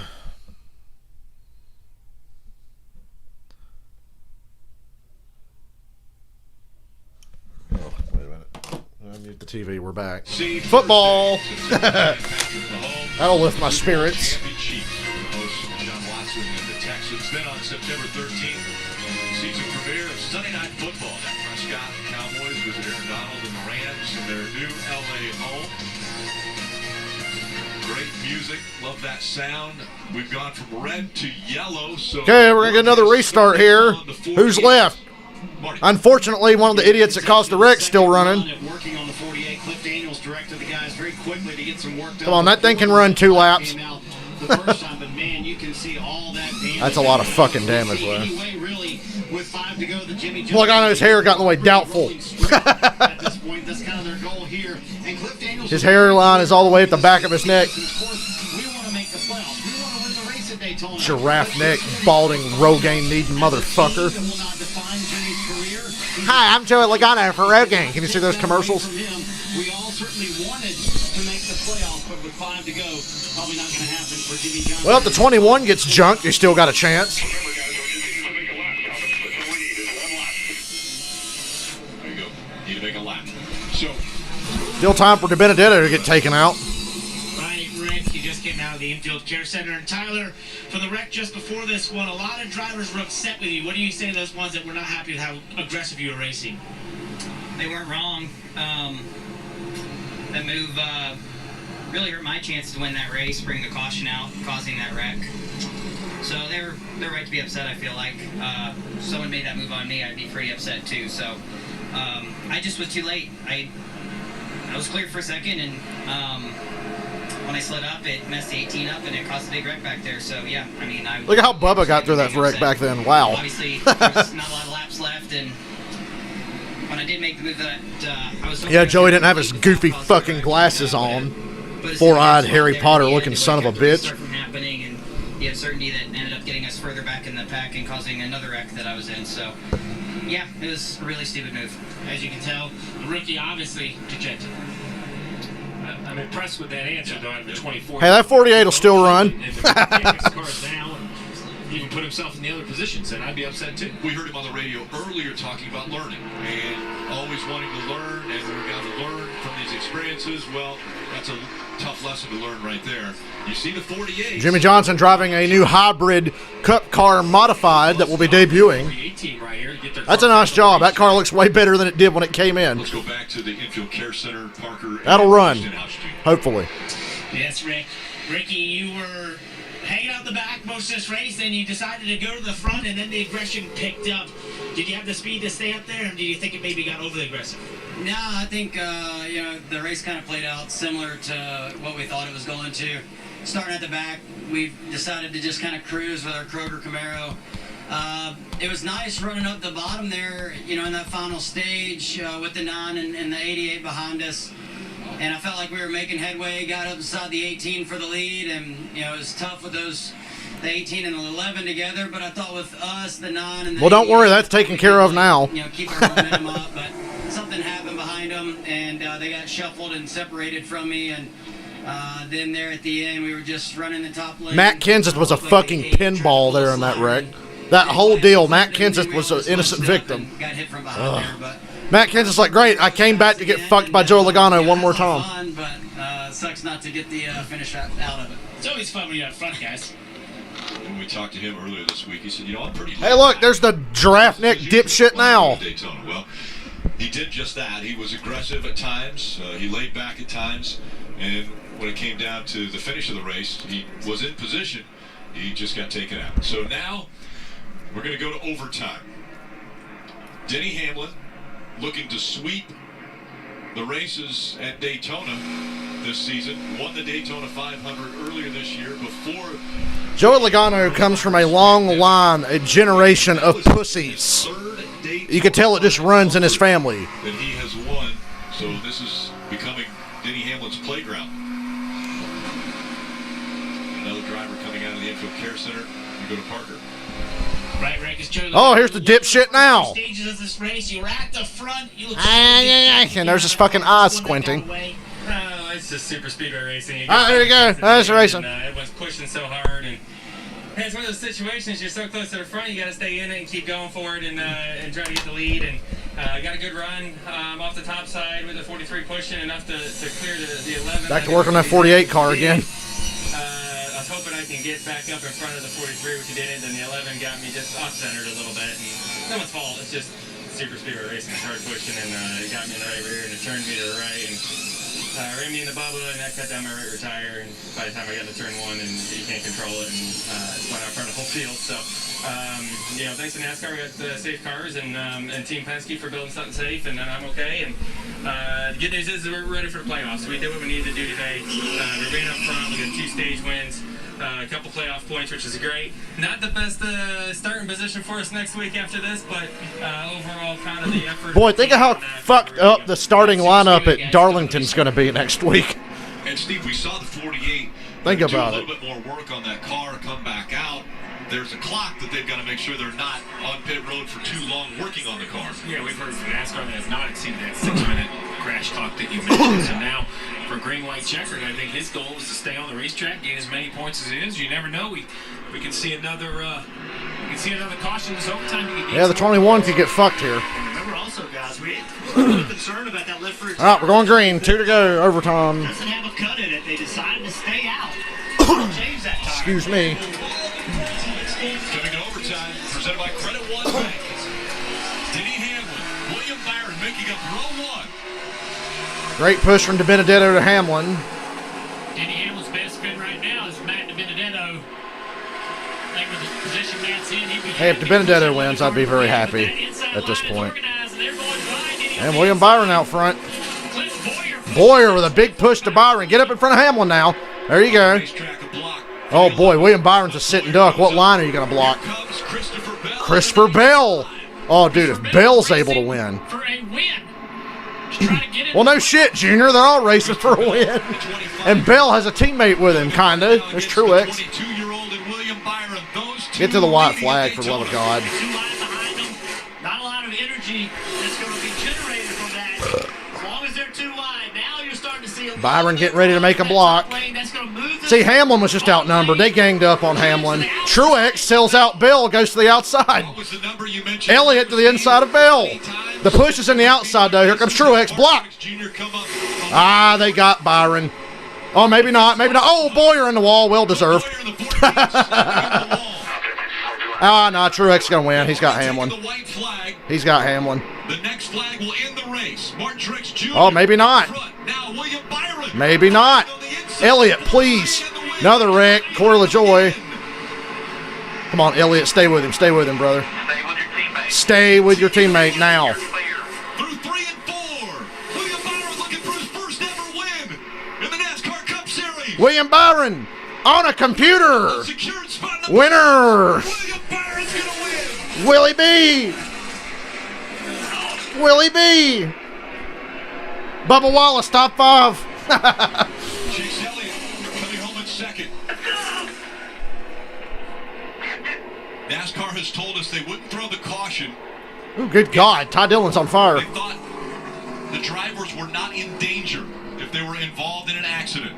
They let them race all the way back to the checker. That's good. They let him race back last night. They let him race back tonight. There was like 3 wrecks on that last lap. Harvick, LaJoy, Ty Dillon, Boyer. Bell got damaged, I remember. He had a flat. Willie B. Eric Almirola. Yep, just one of those knots, man. Happening in that last lap. He has a little bit of... One of those knots. Officially, the 48 of Jimmy Johnson out of the playoffs. The 21 of Matt DiBenedetto. Taylor, you can continue crying. We know you're watching at home. Matt DiBenedetto looks to have just... Jimmy Johnson deserved to make it, but he got fucked. Look at the fucking hood on Jimmy Johnson's car. The remnants of the 48 of Jimmy Johnson. A 7-time champion. If he didn't have coronavirus, he would have made it. And William Byron wins his first Cup race. William Byron. Way to go, man. Of course, Jeff Gordon made the number famous.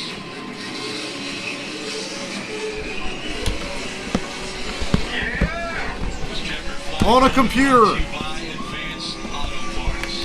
Chad Canals, a 7-time champion crew chief, switched over to William Byron. When we talked to Chad, he mentioned there's really no comparison between the two drivers, because when he was with Jimmy, they were both younger. They were both kind of growing and learning the sport together. Now he has someone green who's learning the sport for the first time. That is some twisted fucking irony for Chad and William Byron to get their first win under these circumstances. William Byron gets his first win. The NASCAR Cup Series. And Bubba gets a top 5. Marty. Brendan Gaughan, top 10. Rick, the car's going to get away, but I don't think William Byron cares at this point. Man, what a day to get your first career win. Kind of soaking it in front of these Daytona fans. So, William, you guys pit for 4 tires. You're back in traffic. At that moment, did you think a win was even possible? Yeah, I mean, I had confidence in... Yeah, they pitted. Fuck, and I was making fun of them for it. We got 4 tires and make the most of it. So, just extremely blessed. And this is incredible, man. It's been a hard couple of years in the Cup Series and trying to get my first win and try to gel with this team. And these guys have done an awesome job today and gotten us in the playoffs. And it's amazing, man.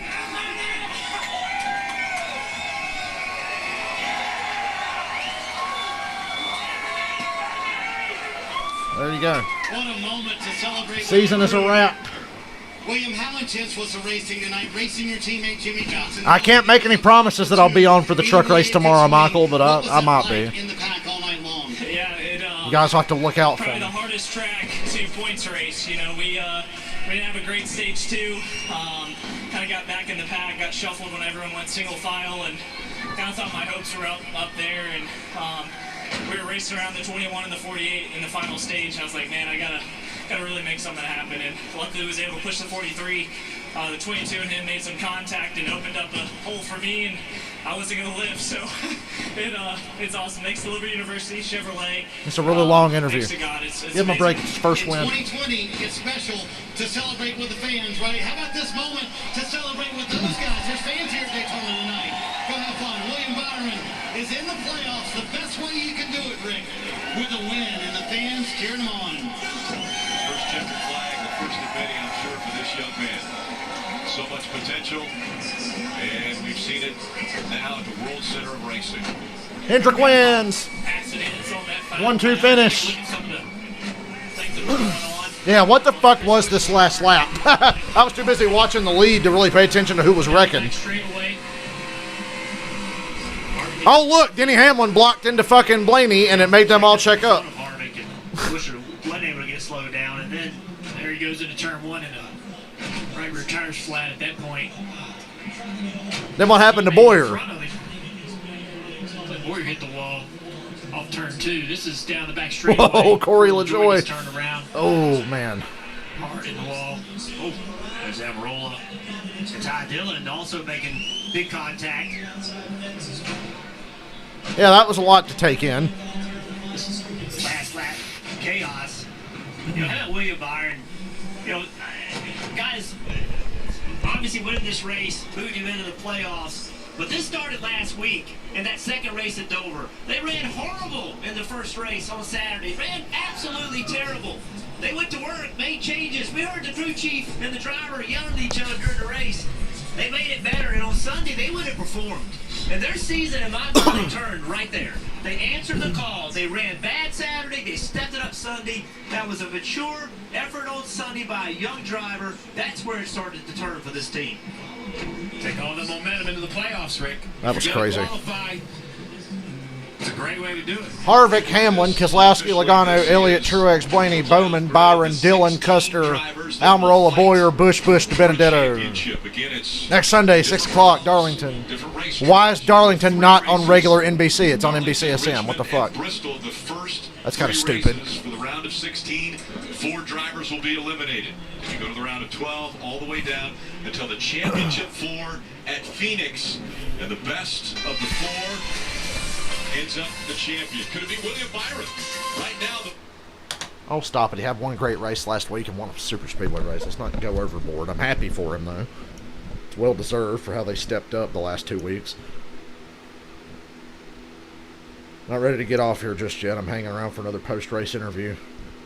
Secretly hoping for a post-race confrontation.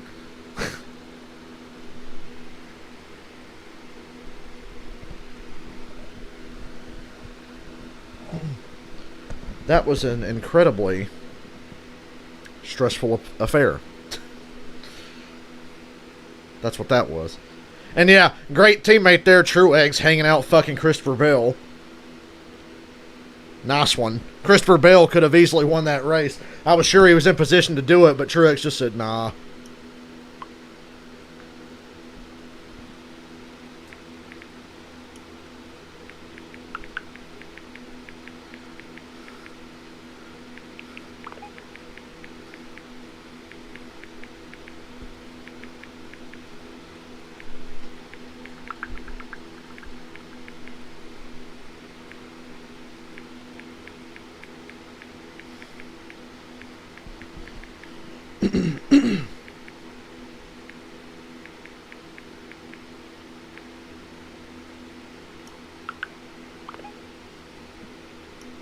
Bell could have definitely won that race.